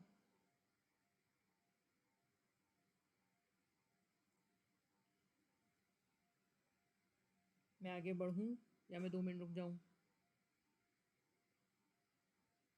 चलें आगे चल. क्या बता दूँ बेटा? देखें, रेवेन्यू कितना निकाला है आपने? रेवेन्यू तो निकाल लेंगे ना, रेवेन्यू का तो मसला नहीं है. 80 multiply by 8250, what ever the revenue है. प्रोडक्शन कॉस्ट का मतलब है, पहले तो आप ये देखें प्रोडक्शन कितने यूनिट्स की है. तो आपने 9000 यूनिट्स की प्रोडक्शन की है. ठीक है, आपने 9000 यूनिट्स की प्रोडक्शन की है. और एक यूनिट की कॉस्ट कितनी है? एक यूनिट की कॉस्ट जो है वो फिर डिपेंड करता है. अब यहाँ पे हमने कहा था कि जी direct material, direct labour, direct expense, variable overhead और फिक्स्ड ओवरहेड, ये 5 चीज़ें लेते हैं जब कभी भी स्टॉक वैल्यूएशन की बात आती है. तो direct material, direct labour, direct expense 40 हो गया, वेरिएबल ओवरहेड 10 हो गया, फिक्स्ड ओवरहेड 5 हो गया. तो इन तीनों को जब आप प्लस करेंगे तो आपके पास 55 पर यूनिट आएगा. ठीक है, तो ये 9000 मल्टीप्लाई होगा 55 से, तो मेरे, अरे यार, ये 9000 मल्टीप्लाई होगा 55 से, तो मेरे पास आ जाएगा प्रोडक्शन कॉस्ट, राइट. और उसके बाद क्लोजिंग स्टॉक की फिगर कहाँ से आई? क्लोजिंग स्टॉक में डिपेंड करता है कि जी बचा हुआ कितना है. अब 9000 में से 8250 हमने बेच दिया तो 750 यूनिट्स बचे हुए, वो 750 यूनिट्स भी 55 पे ही वैल्यू होंगे, तो हमने उसको भी 55 से मल्टीप्लाई कर दिया। ठीक है, तो मेरे पास ये दोनों फिगर्स आ गई, इसमें से माइनस किया तो ये कॉस्ट ऑफ गुड्स सोल्ड आ गया, इसको रेवेन्यू में से जब हमने माइनस किया तो मेरे पास अनएडजस्टेड जीपी आ गया। अनएडजस्टेड जीपी अगर चेक करना है तो हम ये कर सकते हैं कि 80 में से 55 माइनस कर दें तो मेरे पास शायद 35 बचेगा या 45 बचेगा। 80 में से 55 अगर मुझे चेक करना है 25 बच रहा है, मल्टीप्लाई बाय 8250। हाँ ये आंसर सही है क्योंकि शॉर्टकट में भी यही आंसर आ रहा है। खैर शॉर्टकट की तो मुझे प्रैक्टिस करवानी नहीं है अभी, तो ये मेरे पास अनएडजस्टेड जीपी आ गया। फिर अंडर ओवर एब्जॉर्प्शन हमने निकाल लिया। अंडर ओवर एब्जॉर्प्शन का मतलब है absorb overhead minus actual overhead. तो एब्जॉर्ब ओवरहेड्स कितने हैं? एब्जॉर्ब ओवरहेड्स हैं हमारे पास, फिक्स्ड ओवरहेड पर यूनिट है 5 और 5 को हम मल्टीप्लाई करेंगे एक्चुअल प्रोडक्शन से विच इज़ 9000। 5 9 सा बनता है 45,000 और एक्चुअल ओवरहेड्स कितने हो गए? एक्चुअल ओवरहेड्स हो गए 46,000 के, तो तकरीबन 1000 का डिफरेंस आ रहा है। और ये जो 1000 का डिफरेंस है इसको हम कहेंगे अंडर एब्जॉर्प्शन है क्योंकि एब्जॉर्ब ओवरहेड्स कम है। तो ये 1000 यहाँ से माइनस होगा तो ये आ जाएगा 205,250। उसके बाद वेरिएबल सेलिंग कॉस्ट माइनस करेंगे। Selling cost is 2 per unit multiply by the sales volume which is 8250, तो ये आ जाएगा 16,500 और उसके बाद फिक्स सेलिंग कॉस्ट माइनस कर देंगे 9,000 की, तो मेरे पास ये आंसर आ जाएगा। सिंपल तो है। ठीक है भाई, और कोई मसला है यहाँ पे? अच्छा, अब मैं कुछ चीज़ें बता रही हूँ जो कि आएंगी एज अ पेपर में, कि जी पेपर में एग्जामिनर किस तरीके से पूछता है। देखिए पेपर में एग्जामिनर सबसे पहली जो चीज़ पूछता है वो पूछता है कॉस्ट पर यूनिट। ठीक है, बहुत फ्रीक्वेंटली एग्जामिनर पूछता है कॉस्ट पर यूनिट कि जी आप मुझे कॉस्ट पर यूनिट बता दें। डायरेक्ट मटेरियल लेना है, डायरेक्ट लेबर लेना है, वेरिएबल ओवरहेड लेना है, फिक्स ओवरहेड लेना है, वो सारी चीज़ें आपको दे देगा। तो पहले तो स्टॉक वैल्यूएशन पता होनी चाहिए किन चीज़ों पे आती है, पहली बात। दूसरी चीज़ वो जो मोस्टली पूछता है वो पूछता है प्रोडक्शन कॉस्ट। तीसरा वो पूछता है क्लोजिंग स्टॉक। चौथा वो पूछता है अनएडजस्टेड जीपी। और अगर उसने कभी पूछना हुआ तो पांचवा वो पूछ लेगा कि यार मुझे आप अंडर ओवर एब्जॉर्प्शन बता दें। लेकिन ऐसा हो नहीं सकता कि वो आपसे MA1 के क्वेश्चन में पूरा PNL बनवा के वो मुझे बोले कि यार final profit and loss account बता, फाइनल प्रॉफिट बता दें। फाइनल प्रॉफिट की कैलकुलेशन जो है इतना सब कुछ MA1 के बच्चे 2 मिनट में नहीं कर सकते। हाँ लेकिन अगर आप यही चीज़ MA2 में कर रहे हैं तो MA2 में वो बाकायदा आपसे पूरा प्रॉफिट पूछता है कि आपको अलग से PNL बनाना पड़ता है शॉर्टकट वॉर्टकट लगा के और फिर आपको प्रॉफिट निकालना पड़ता है। तो MA2 में अगर आप जाते हैं तो MA2 में तो वो फाइनल प्रॉफिट पूछेगा, लेकिन MA1 में वो फाइनल प्रॉफिट नहीं पूछता क्योंकि वो इतना लंबा इतना हेवी क्वेश्चन MA1 के बच्चों को देता नहीं है। ठीक है भाई, फर्स्ट क्या बताया, फर्स्ट क्या पूछेगा? First cost per unit, cost per unit पूछ सकता है, प्रोडक्शन कॉस्ट पूछ सकता है, क्लोजिंग स्टॉक और अनएडजस्टेड जीपी। अब ये कैलकुलेट किस तरीके से होगा मैं ज़रा वो बता दूँ कि अगर ये मुझे शॉर्टकट के थ्रू बताना है तो शॉर्टकट के थ्रू हम ये कैसे डिस्कस करेंगे। बल्कि पहले मैं एक और काम कर लूँ उसके बाद फिर मैं या चलें बता देती हूँ। देखिए सबसे पहले तो आप ये देखें कि जी cost per unit absorption costing में किस बेसिस पे आएगी। इसमें आता है direct material, direct labour, direct expense, variable production overhead और फिक्स प्रोडक्शन ओवरहेड। ठीक है, इन सारी चीज़ों को जो हमने टेक्निकली जो नाम दिया हुआ है वो दिया हुआ है, या तो आप उसको मैन्युफैक्चरिंग कॉस्ट पर यूनिट कह लें या आप इसको फुल प्रोडक्शन कॉस्ट कह लें, एक ही बात है। ठीक है, यानी एब्जॉर्प्शन कॉस्टिंग में स्टॉक जो है वो फुल प्रोडक्शन कॉस्ट या मैन्युफैक्चरिंग कॉस्ट पर यूनिट पे वैल्यू होता है। और जब कभी भी फुल प्रोडक्शन कॉस्ट या मैन्युफैक्चरिंग कॉस्ट पर यूनिट पे वैल्यू होता है। और जैसे ही आप मैन्युफैक्चरिंग कॉस्ट पर यूनिट का नाम आपके दिमाग आप सुनते हैं तो मैन्युफैक्चरिंग कॉस्ट पर यूनिट सुनते ही आपके दिमाग में आना चाहिए 5 चीज़ें आएंगी: material, labour, expense, variable overhead, fix overhead. ये आपका इतना पक्का होना चाहिए कि रात के 2 बजे भी अगर आपको कोई उठा के बोलता ना कि यार मुझे बताओ मैन्युफैक्चरिंग स्टॉक किस पे वैल्यू होगा, तो आपके दिमाग में फ़ौरन आना चाहिए कि यार 5 चीज़ें होंगी। ये इतना पक्का होना चाहिए, वरना इसमें क्वेश्चन गलत हो जाते हैं और इसी मसले की वजह से गलत होते हैं।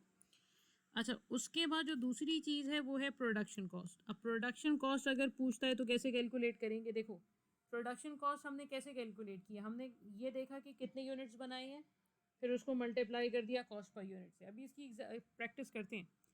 तो मैंने कहा कि तो मुझे क्या करना है, मुझे क्वांटिटी प्रोडक्शन की लेनी है। ठीक है, मुझे प्रोडक्शन क्वांटिटी लेनी है। प्रोडक्शन क्वांटिटी मतलब यूनिट्स में,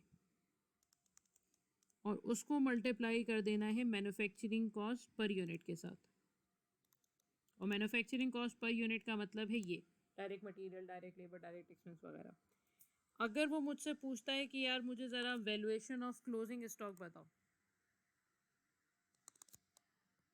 वैल्यूएशन ऑफ क्लोजिंग स्टॉक बताओ, तो क्लोजिंग स्टॉक में सबसे पहले तो आप लेंगे क्वांटिटी ऑफ क्लोजिंग स्टॉक, कि भाई क्लोजिंग स्टॉक की क्वांटिटी कितनी है। और क्लोजिंग स्टॉक की क्वांटिटी कैसे आप निकालेंगे? प्रोडक्शन माइनस सेल्स कर देंगे तो क्लोजिंग स्टॉक की क्वांटिटी आ जाएगी। Multiply by what? Multiply bye वही मैन्युफैक्चरिंग कॉस्ट पर यूनिट, और मैन्युफैक्चरिंग कॉस्ट पर यूनिट ये है। तो इसका मतलब देखो मैन्युफैक्चरिंग कॉस्ट किस कदर इंपॉर्टेंट है कि ये हर चीज़ में आ रही है। इसलिए मैन्युफैक्चरिंग, यही मैं कह रही हूँ ना कि रात आधी रात को भी अगर कोई पूछे ना तो पता होना चाहिए, क्योंकि बाकी सारी चीज़ें उसी पे डिपेंड कर रही हैं। अच्छा, फिर अगर कोई मुझसे ये पूछता है कि जी अनएडजस्टेड जीपी बता दें आप, तो अनएडजस्टेड जीपी कैसे निकालेंगे आप? सेलिंग प्राइस में से माइनस करेंगे कॉस्ट पर यूनिट और उसको मल्टीप्लाई कर देंगे सेल्स वॉल्यूम के साथ। और ये कॉस्ट पर यूनिट का मतलब है manufacturing cost per unit. NC manufacturing cost per unit का मतलब दोबारा से यही चीज़ है। ठीक है, तो ये बड़ा इम्पॉर्टेंट पॉइंट है। यूँ समझें कि ये आपकी एमसीक्यूज़ को करने के लिए बड़ा इम्पॉर्टेंट एक चीज़ है। अगर ये आपके जहन में है तो आपके एमसीक्यूज़ बड़े आराम से हो जाएंगे, और अगर ये चीज़ आपके जहन में नहीं है तो एमसीक्यूज़ में मसला होगा, क्योंकि जाहिर सी बात है इतना बड़ा पीएनएल तो आप पेपर में बैठ के नहीं बनाएंगे ना, उसमें तो टाइम लगेगा। वो जो अभी किसी ने बोला भी था कि मैम ये तो शॉर्टकट तो बड़ा आसान है, तो शॉर्टकट आसान तो है, लेकिन आपको ये फिर पता होना चाहिए ना कि प्रोडक्शन कॉस्ट कैसे निकलती है, क्लोजिंग स्टॉक की वैल्यूएशन कैसे निकलती है। पेपर में आ जाएगा, क्या करोगे फिर आप? ठीक है, तो मेरा मशवरा आपको यही है। अच्छा, इसमें एक काम करें, ज़रा इसकी एक पिक्चर ले लें आप लोग अपने मोबाइल पे, या इसको अगर चाहें तो इस पूरी बात को लिख लें। मैं 2 मिनट दे रही हूँ, आप उसको लिख लें या पिक्चर ले लें, ताकि जब हम एमसीक्यूज़ करेंगे तो आपके पास ये चीज़ होनी चाहिए, वरना फिर आप लोगों से एमसीक्यूज़ नहीं होंगे। तो मैं आप लोगों को 2 मिनट दे रही हूँ, ज़रा इसको लिख लें, फिर हम आगे चलते हैं।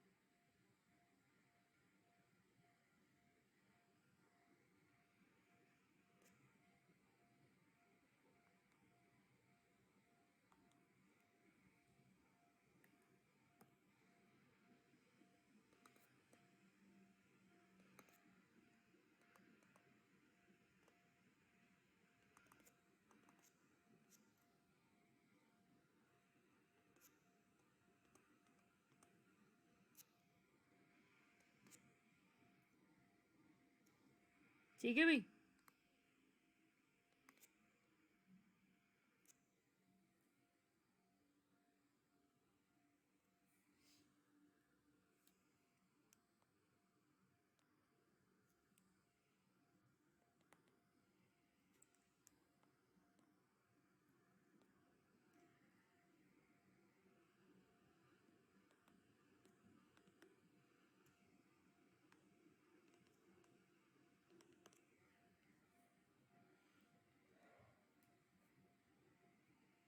ठीक है भाई, आगे चलें।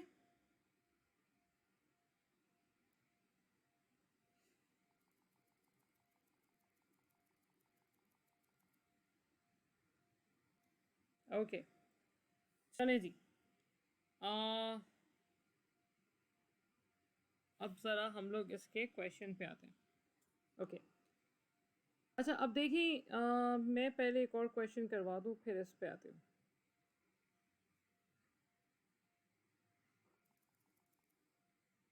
ओके, अब जैसे ये क्वेश्चन नंबर 7 है, ठीक है, ये मैं इस क्वेश्चन की बात कर रही हूँ, क्वेश्चन नंबर 7 जो है।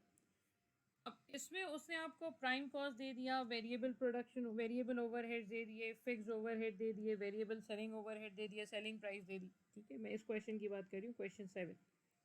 प्राइम कॉस्ट है, वेरिएबल ओवरहेड है, फिक्स्ड ओवरहेड एब्जॉर्प्शन रेट है, वेरिएबल सेलिंग ओवरहेड है, सेलिंग प्राइस है, ठीक है। फिर उसने कहा कि जी company manage to produce 9000 unit, selling 8000 out of them. हमने बनाए कितने? 9000। बेचे कितने? 8000। तो बचा कितना? 1000 यूनिट्स, ठीक है। And include incurring fixed overhead cost of 27400। अब उसने पूछा what was the production cost under absorption costing. I am not sure with this figure, क्योंकि मैंने एक किसी क्लास में किया था तो उसमें कुछ किसी एक फिगर में मसला आया था। I am not sure with that. अब देखो, प्रोडक्शन कॉस्ट का मतलब ये है कि सबसे पहले तो आपको ये देखना है कि जी हमने प्रोडक्शन कॉस्ट अगर निकालनी है तो सर कितने यूनिट्स बनाए हमने। तो सर हमने बनाए हैं 9000 यूनिट्स, ठीक है। तो इसका मतलब प्रोडक्शन कॉस्ट के लिए सबसे पहले तो हम स्टार्ट करेंगे 9000 यूनिट्स से कि जी 9000 यूनिट्स की प्रोडक्शन हुई है। अच्छा, अब एब्जॉर्प्शन कॉस्टिंग में क्या क्या चीज़ें आती हैं? Direct material, direct labour, direct expense, variable overhead और फिक्स्ड ओवरहेड। अब देखो क्वेश्चन में क्या क्या दिया हुआ है। क्वेश्चन में उसने आपको direct material, direct labour, direct expense तो प्राइम कॉस्ट दे दी, वेरिएबल ओवरहेड ये रहे, फिक्स्ड ओवरहेड ये रहे। तो इन तीनों को अगर मैं प्लस कर लूँ तो ये कितना आएगा? 10.25 प्लस 2.1 प्लस 4, 16.35। 16.35, ठीक है। तो एक यूनिट को बनाने की कॉस्ट है 16.35। तो 9000 यूनिट्स की कॉस्ट कितनी बनेगी? 9000 मल्टीप्लाई बाय 16.35, ये बनेगी 147150,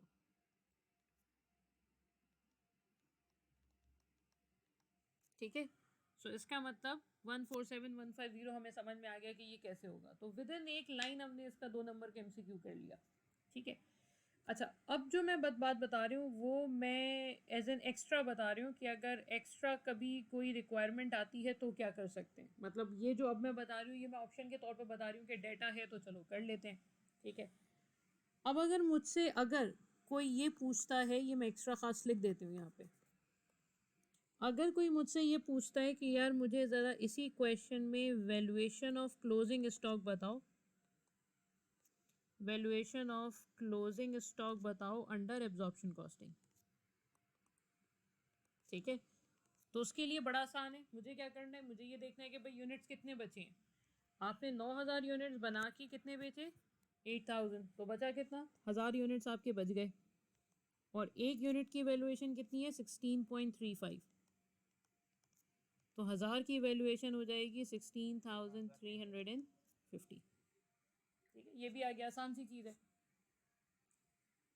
अच्छा, अब डेटा तो दिया हुआ है, इसी में अगर मैं पूछूं कि यार मुझे बताओ कि अनएडजस्टेड ग्रॉस प्रॉफिट बताओ ज़रा मुझे, अभी अंडर ओवर की एडजस्टमेंट के बगैर अनएडजस्टेड जीपी बताओ। तो अनएडजस्टेड जीपी कैसे बताएंगे आप? आसान है, कोई मसला ही नहीं है। सेलिंग प्राइस कितनी है? सेलिंग प्राइस हमारे पास नहीं है, नहीं नहीं है। सेलिंग प्राइस है 30, ठीक है। माइनस कॉस्ट पर यूनिट कितनी है बच्चों? 13.75 मल्टीप्लाई बाय ये कितना बनेगा? 13, 6.35। ये बनेगा 13.75 मल्टीप्लाई बाय व्हाट? 8000।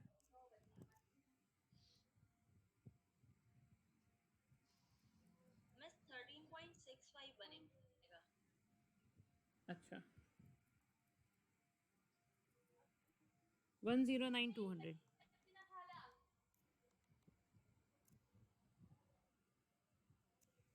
ठीक है।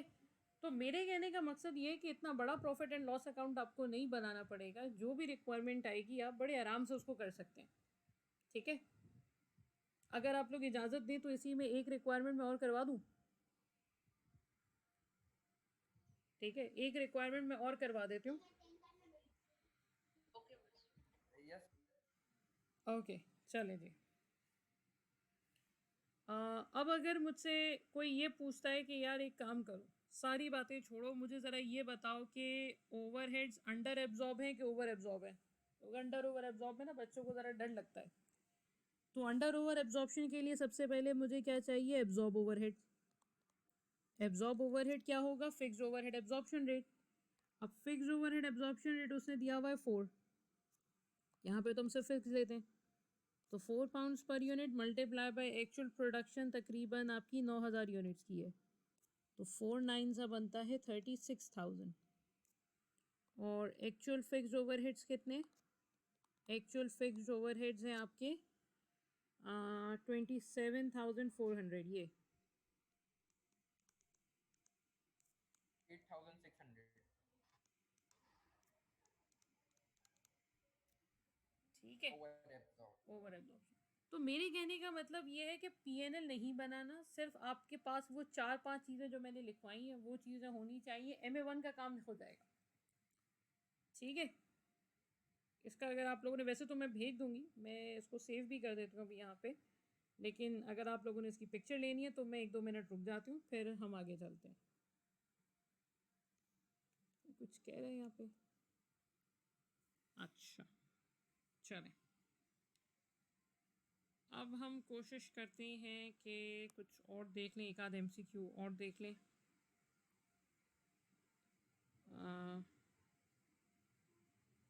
नहीं, ये तो प्रॉफिट रिकन्सिलेशन के सवाल हैं। चलिए अब इस सवाल पे आते हैं। ठीक है, ये क्वेश्चन नंबर 5 है। अच्छा, इसमें ये जो दो चीज़ें हैं ये मुझे अभी लिखनी थी बट मैं लिखना भूल गई थी, तो मैंने इसको अलग से अभी दे दिए। ये दोनों जो है वो क्वेश्चन का पार्ट हैं, ये इसी क्वेश्चन का पार्ट है। प्रोडक्शन 4,05,000 की और सेल्स जो है वो 4 लाख यूनिट्स की है, ये 00 है। ठीक है, अब हम यहाँ पे क्या कर सकते हैं? हम यहाँ पे फर्स्ट रिक्वायरमेंट कर सकते हैं, हम यहाँ पे थर्ड रिक्वायरमेंट कर सकते हैं, हम यहाँ पे एक 2 रिक्वायरमेंट्स में और अलग से लिखने हूँ हम वो भी कर सकते हैं।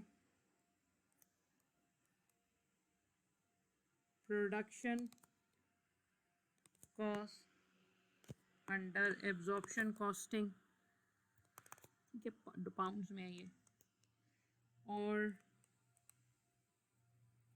Valuation of closing stock under absorption costing. ठीक है, और हम निकाल सकते हैं टोटल अनएडजस्टेड जीपी अगर है तो वो है ही एब्जॉर्प्शन कॉस्टिंग में। ठीक है, तो ये जो मैंने सर्किल किए ना ब्लू से, ये ज़रा आप लोग ज़रा ट्राई करें। एक चीज़ ध्यान में रखिएगा कि थर्ड रिक्वायरमेंट में ग्रॉस प्रॉफिट पर यूनिट बोला है उसने, 1 यूनिट का जीपी चाहिए, इसको मल्टीप्लाई बाय सेल्स वॉल्यूम मत कीजिएगा, सेल्स वॉल्यूम से मल्टीप्लाई लास्ट में होगा। ठीक है भाई, तो आप लोग 2-3 मिनट लें, ज़रा इस सवाल को करें, तो फिर हम इसकी वो जो थ्योरी शुरू में मैंने पढ़ाई थी उस पर आते हैं।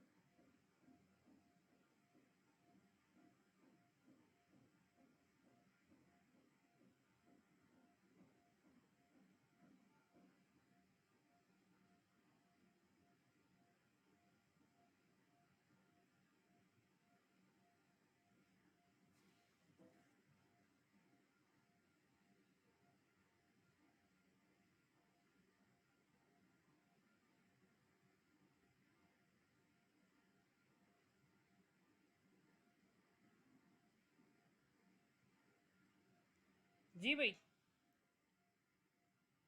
Unit production cost under absorption costing, cost per unit में क्या क्या डालेंगे आप? 37 आ रही है। 37 okay. Direct material, direct labor, manufacturing के fixed और variable. Direct material, direct labour, direct expense, variable production overhead और फिक्स प्रोडक्शन ओवरहेड. ठीक है, ये 5 चीज़ें डालनी है.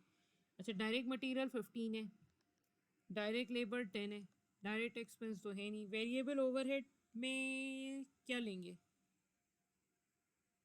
7 लेंगे कि 3 लेंगे? 7 लेंगे. ठीक है. Manufacturing. और फिक्स में हम 5 लेंगे. ये इन दोनों का भी फ़िलहाल हमारे पास कोई काम नहीं है. तो ये मेरे पास आ गई मैन्युफैक्चरिंग कॉस्ट पर यूनिट 35 37 37.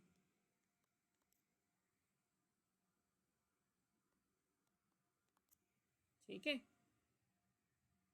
अच्छा, अब उसने पूछा है ग्रॉस प्रॉफिट पर यूनिट बता दें. ये 37 सही है ना भाई? सही है. अच्छा, अब उससे पूछा ग्रॉस प्रॉफिट पर यूनिट बताएं आप. ये वाली रिक्वायरमेंट ये तो कर लिए. अब ग्रॉस प्रॉफिट पर यूनिट का मतलब है सेलिंग प्राइस. सेलिंग प्राइस है 50 की. ठीक है, तो 50 minus 37 is equals to 13 pounds per unit. ठीक है, ये भी हो गया. ये दो नंबर की रिक्वायरमेंट होती है, बड़ी आसान.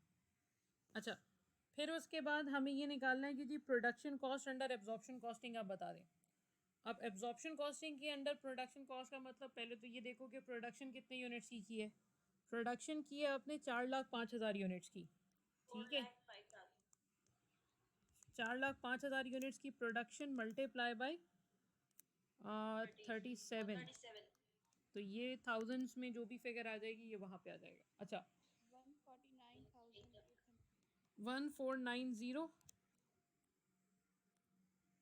एक सेकेंड, 405 टाइम्स 37 इज 149,850. 14985. ठीक है. अच्छा, क्लोजिंग स्टॉक की वैल्यूएशन. अब देखो 4,05,000 यूनिट्स बना के आपने 4,00,000 यूनिट्स बेच दिए तो 5,000 यूनिट्स बचे. ठीक है, और multiply by 37 equals to 185,000.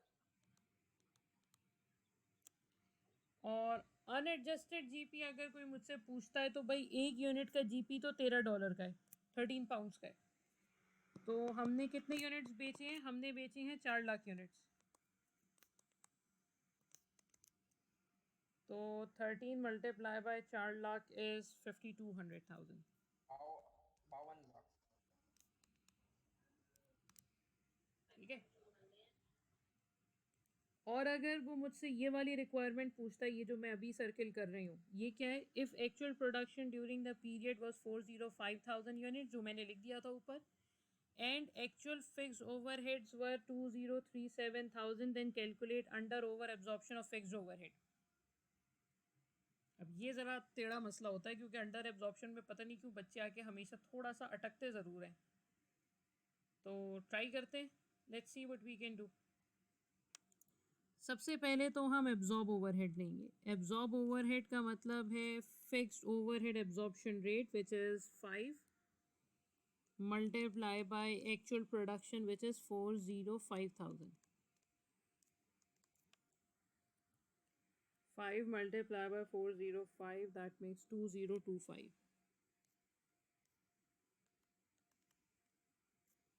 Minus कर देंगे उसमें से एक्चुअल फिक्स्ड ओवरहेड.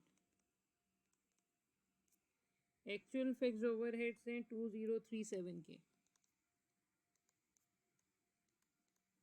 12,000 आ रहा है साथ से अंडर. Under absorption.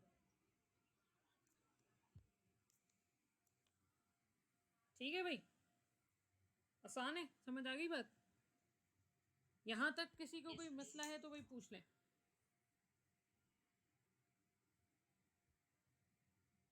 चले भाई, यहाँ तक किसी को कुछ पूछना है? चले चले फिर आगे चलते हैं.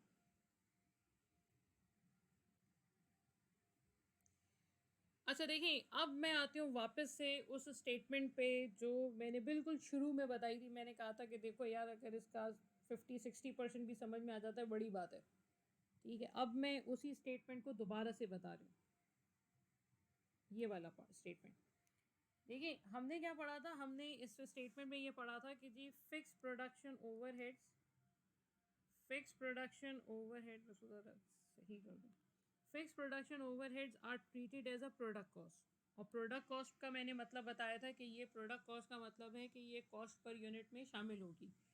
तो प्रोडक्ट कॉस्ट में ये शामिल होगी, और प्रोडक्ट कॉस्ट का मतलब है जब कभी भी स्टॉक को मैंने कहा था कि ये फिनिश गुड्स हैं, स्टॉक को हम वैल्यू करेंगे मैन्युफैक्चरिंग कॉस्ट पर यूनिट में। ये हमने अपने प्रॉफिट एंड लॉस अकाउंट में देख लिया कि कैसे वैल्यू करते हैं। फिर मैंने कहा था मैन्युफैक्चरिंग कॉस्ट का मतलब है prime cost, variable production overheads और फिक्स प्रोडक्शन ओवरहेड, तो वो भी हमने देख लिया। फिर मैंने कहा था gross profit is taking by calculated by taking difference between sales and cost of goods sold, या फिर मैंने ब्रैकेट में लिखवाया था selling price minus manufacturing cost per unit. अब selling price minus manufacturing cost per unit कहाँ पे काम आ रहा है, ये काम आ रहा है आपके शॉर्टकट में कि सेलिंग प्राइस में से कॉस्ट पर यूनिट माइनस करोगे तो एक यूनिट का जीपी आएगा, फिर मल्टीप्लाई बाय सेल्स वॉल्यूम कर देंगे आप, ठीक है। फिर मैंने कहा था difference between manufacturing and non manufacturing cost is important. ये मैं अभी बता देती हूँ इसका मतलब क्या है। देखिए जब हमने प्रॉफिट एंड लॉस अकाउंट बनाया है, एक मिनट मैं ज़रा इसको जूम पे ले आऊँ। देखें इसका मतलब ये है कि जब जीपी से पहले सारी मैन्युफैक्चरिंग कॉस्ट माइनस करेंगे आप, कोई selling admin marketing cost GP से पहले माइनस नहीं करनी है आपने। और जीपी के बाद सारी नॉन मैन्युफैक्चरिंग कॉस्ट आएगी, जीपी के बाद कोई भी प्रोडक्शन रिलेटेड कॉस्ट माइनस नहीं होगी। तो GP is the limit, GP से पहले मैन्युफैक्चरिंग कॉस्ट आएगी और जीपी के बाद नॉन मैन्युफैक्चरिंग कॉस्ट आएगी, ठीक है। तो ये चीज़ भी हमने अपने एब्जॉर्प्शन कॉस्टिंग के स्टेटमेंट में देख ली, जिस तरीके से हमने स्टेटमेंट बनाया था तो उसमें हमने ये चीज़ देख ली है। अच्छा वर्ड का डॉक्यूमेंट आ रहा है, वर्ड का डॉक्यूमेंट शेयर हो रहा है, बस सही है, ठीक है। सो ये बेसिकली वो स्टेटमेंट जो मैंने शुरू में करवाया था, तो बेसिकली वो हमने अभी प्रैक्टिस कर लिया है। जो मुझे आप में से कोई पूछा था ना कि कंट्रीब्यूशन का मतलब नहीं समझ में आ रहा, तो मैंने कहा था कि देखो बेटा मार्जिनल कॉस्टिंग करेंगे तो फिर उसके ऊपर बात कर लेंगे, अभी फ़िलहाल it's too early to do that, right. तो ये है सारी चीज़ें। अच्छा एक क्वेश्चन मुझे याद पड़ रहा है कि वो मुझे करवाना था लेकिन मैं शायद वो रह गया है मुझसे। ये वाला सवाल क्वेश्चन नंबर 9, ठीक है। ये थोड़ा सा मुख्तलिफ है, थोड़ा सा डिफरेंट क्वेश्चन है ये question number 9। So let's see what we can do. इसका हम ये वाला पार्ट करेंगे, ये जो उसमें मैंने स्टार बनाया है, क्योंकि ये तो मार्जिनल का है ना, मार्जिनल तो अभी हमने किया हुआ ही नहीं है, ठीक है। अच्छा अब ज़रा एक काम करें, आप इस क्वेश्चन को पढ़े देखिए क्या समझ में आ रहा है इस क्वेश्चन में। इस क्वेश्चन को सुकून से पढ़ें पहले और फिर हम इस पर बात करते हैं। पूछा है। हाँ पूछा तो उसने क्लोजिंग स्टॉक है, मैं कह रही हूँ क्वेश्चन पढ़ें ज़रा।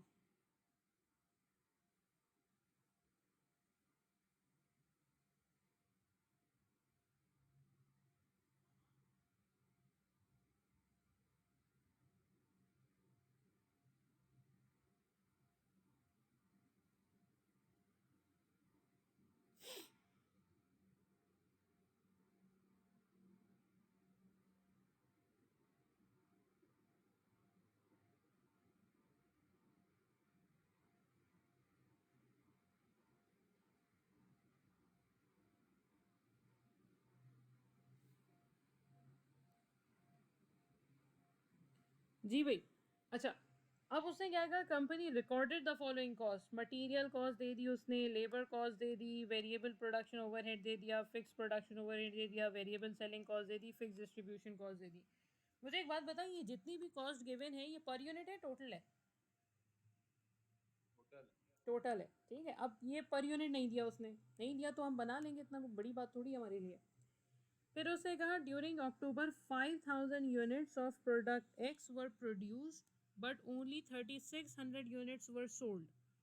तो प्रोडक्शन सर हमने 5000 की है, उसमें से 3600 यूनिट्स हमने बेच दिए। तो ये जो कॉस्ट उसने ऊपर आपको दी हुई है, ये कॉस्ट कितने यूनिट्स की है?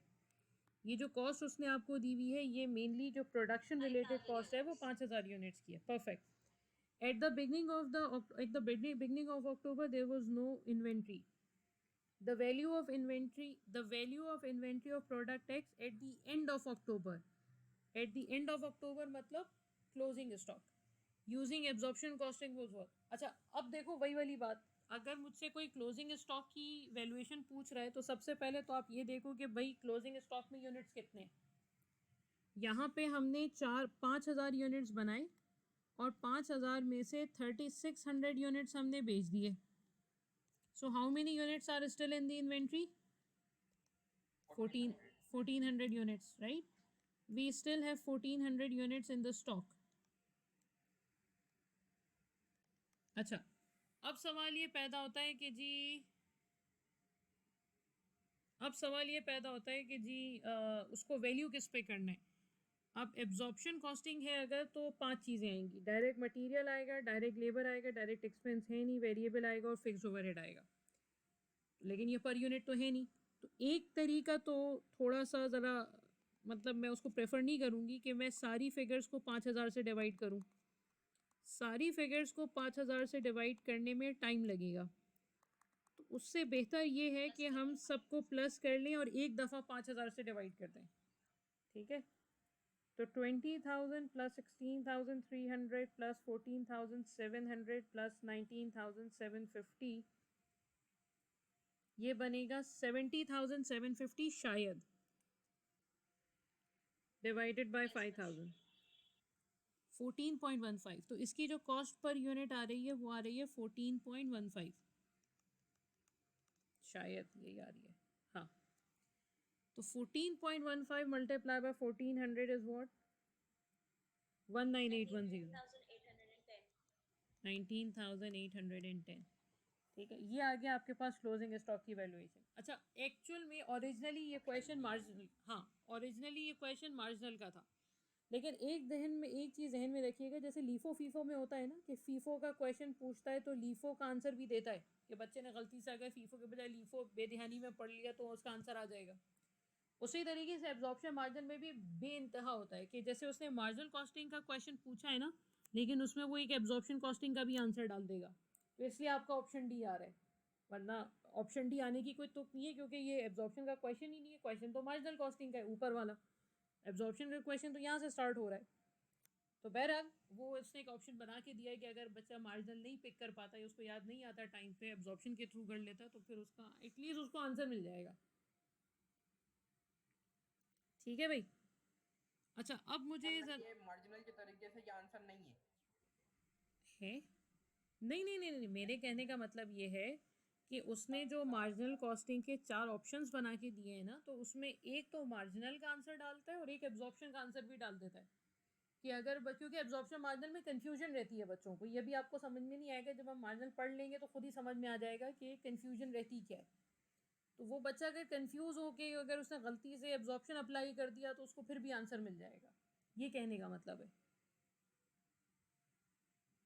ठीक है. अच्छा अब मुझे ज़रा 2 मिनट दें, मैं ज़रा कोशिश करती हूँ कि आप लोगों की स्टडी टेक्स्ट का वो पार्ट निकाल लूँ जहाँ पे एब्जॉर्प्शन और मार्जिनल कॉस्टिंग दिया हुआ है, ताकि उसमें से जो चीज़ें मुझे मार्क करवानी है मैं एटलीस्ट वो मार्क करवा दूँ. ये मटेरियल है, ये क्या है, वर्क इन प्रोग्रेस है, ये मटेरियल नहीं चल रहा है. मेरे ख्याल में इसमें एब्जॉर्प्शन मार्जिनल कॉस्टिंग अलग से चैप्टर में है, ओवरहेड्स के बाद है.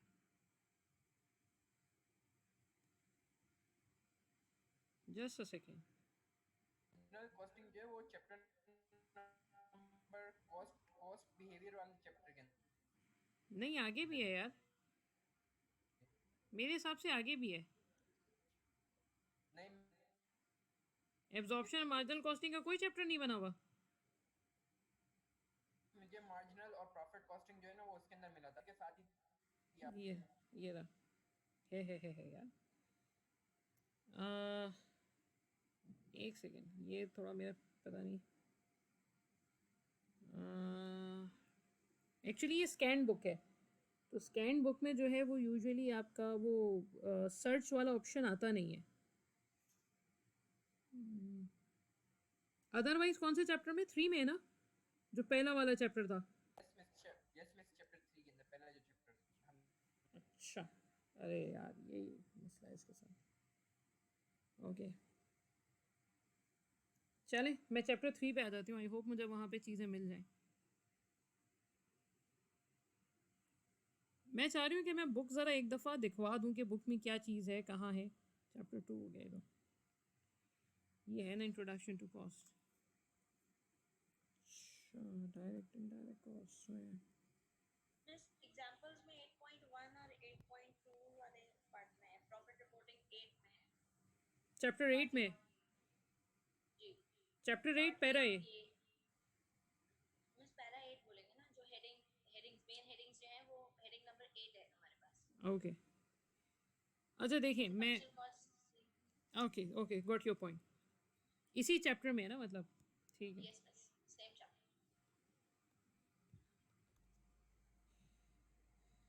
हाँ अब देखें ये उसने एब्जॉर्प्शन कॉस्टिंग में क्या दिया हुआ है। उसने कहा हुआ है, मैं ज़रा इसका वो कर लूँ, अगर ये कमेंट पे आ सकता है तो टूल्स पे, अगर ये हाईलाइट हो सकता है तो हो तो जाएगा टेक्निकली। एक्चुअली मुझे ये सेटिंग पहले करनी थी। हाँ ये रहा। देखिए एब्जॉर्प्शन कॉस्टिंग में the cost of the product for inventory valuation is the variable production cost plus fix production cost. Variable production cost का मतलब है डायरेक्ट मटेरियल, ये यहाँ पे लिखा हुआ भी है बल्कि जिस बच्चे की बुक है, direct material, direct labour, direct expense और वेरिएबल प्रोडक्शन ओवरहेड। तो ये चार चीज़ें तो आती हैं, लेकिन उसके साथ साथ फिक्स प्रोडक्शन कॉस्ट भी आता है। ठीक है, ये बात उसने लिख दी यहाँ पे। अच्छा उसके बाद फिर उसने एब्जॉर्प्शन कॉस्टिंग की एक स्टेटमेंट बना के दी हुई है। ठीक है, एब्जॉर्प्शन कॉस्टिंग में उसने आपको कॉस्ट पर यूनिट बताया हुआ है कि जी एब्जॉर्प्शन कॉस्टिंग में कॉस्ट पर यूनिट कैसे निकलता है, ये वाला पार्ट। ठीक है, कॉस्ट पर यूनिट कैसे निकलता है वो उसने बनाया हुआ है। फिर उसने आपको ऑपरेटिंग प्रॉफिट स्टेटमेंट बना के दिया हुआ है। ठीक है, तो ये बेसिकली एक बड़ा सिंपल सा है। मुझे अभी भी ऐसा लगता है कि ये कैप्लन की बुक में बड़ा अच्छा दिया हुआ था। बीबीबी की बुक में भी चल जाएगा, कोई ऐसा मसला नहीं है, परेशान नहीं हो आप लोग। ठीक है, तो ये वाला पार्ट देख लीजिएगा। मुझे अभी भी डाउट हो रहा है कि ये आगे वाले चैप्टर में है क्यों नहीं। मेरा अपना ख्याल है कि आगे वाले चैप्टर में, ओवरहेड्स के चैप्टर में कहीं ना कहीं है, मुझे नहीं पता मिस नहीं। नहीं है। ओवरहेड्स के चैप्टर में सिर्फ और सिर्फ ओवरहेड्स है। ये ओवरहेड का चैप्टर ओवरहेड्स के चैप्टर में सिर्फ और सिर्फ ओवरहेड है। है ना, है भाई। जी जी जी जी यस मिस है। है, ये रहा। अब देखो मैं इसको पढ़ रही हूँ क्योंकि ये मुझे ज़्यादा बेहतर लग रहा है। दो जगहों पे एक ही बात लिखी हुई है, ये बीबीबी की खसूसियत है। देखिए इन एब्जॉर्प्शन कॉस्टिंग, वो टेक्निकली प्रॉफिट रिपोर्टिंग वाले पॉइंट में देने की ज़रूरत थी नहीं इतनी ज़्यादा, जब आगे दिया हुआ तो closing inventories are valued at full production cost, यानी जो क्लोजिंग स्टॉक है वो फुल प्रोडक्शन कॉस्ट पे वैल्यू होगी। फुल प्रोडक्शन कॉस्ट का मतलब मटीरियल, लेबर, एक्सपेंस वगैरह सब आएगा। And include a share of fix production cost. This means that the cost of sales in the period will include some fixed overhead incurred in the previous period. अरे यार, हाँ हाँ हाँ हाँ, चलें इस, ये बड़ा गंभीर मसला है वैसे। And exclude some fixed overhead incurred in the current period. ये वाला पॉइंट आप लोग देख लें, ये वाला पॉइंट ज़्यादा बेहतर है आप लोगों के लिए फ़िलहाल अभी। और ये वाला जो पॉइंट उसने दिया हुआ है ग्रॉस प्रॉफिट वगैरह वाला, ये इस पॉइंट में एक्चुअली थोड़ा सा जब हम रिकन्सिलिएशन पढ़ेंगे ना, तो रिकन्सिलिएशन में एक छोटा सा मसला आता है कि एब्जॉर्प्शन और मार्जिनल कॉस्टिंग के प्रॉफिट्स में डिफरेंस आता है बेसिकली। तो उस डिफरेंस की इन्वेस्टिगेशन बेसिकली इस तरीके से होती है जो उसने की हुई है। ठीक है, तो ये क्वेश्चन आप लोग देख लीजिएगा, लेकिन इस क्वेश्चन में आप लोगों को एक जगह पे मसला होगा, तो जब मसला होगा तो मुझसे पूछ लीजिएगा, अभी फ़िलहाल मैं नहीं बता रही हूँ। ठीक है, इसमें बस एक चीज़ ये जहन में रखिएगा कि उसने यहाँ पे, या चलें जब करेंगे तो फिर मुझसे पूछ लीजिएगा, अभी मैं नहीं बता रही, अभी मैं बताऊंगी तो फिर आप लोग कंफ्यूज होंगे। ठीक है, तो बस यहीं तक रखते हैं आज हम फ़िलहाल। ठीक है, अभी रमज़ान में हमारी पहली क्लास है, तो मेरे ख्याल में जितना हमने कर लिया उतना काफ़ी है। ठीक है, मैं ज़रा इसको ये शेयर कर लूँ, वो सेव कर लूँ ताकि मसला ना हो। ठीक है, तो बस आज यहीं तक रखते हैं, कोई मसला होगा तो फिर हम देख लेंगे। नेक्स्ट क्लास में हम इसी क्वेश्चन को मार्जिनल कॉस्टिंग से स्टार्ट करेंगे, और मैं जो आप लोगों को हैंड आउट फॉरवर्ड करूँगी उसमें जो क्वेश्चंस मार्क्ड होंगे रेड से या किसी दूसरे कलर से, वो आपने खुद से करने हैं अभी एब्जॉर्प्शन कॉस्टिंग के। ठीक है भाई, चले जी, थैंक यू एवरीवन।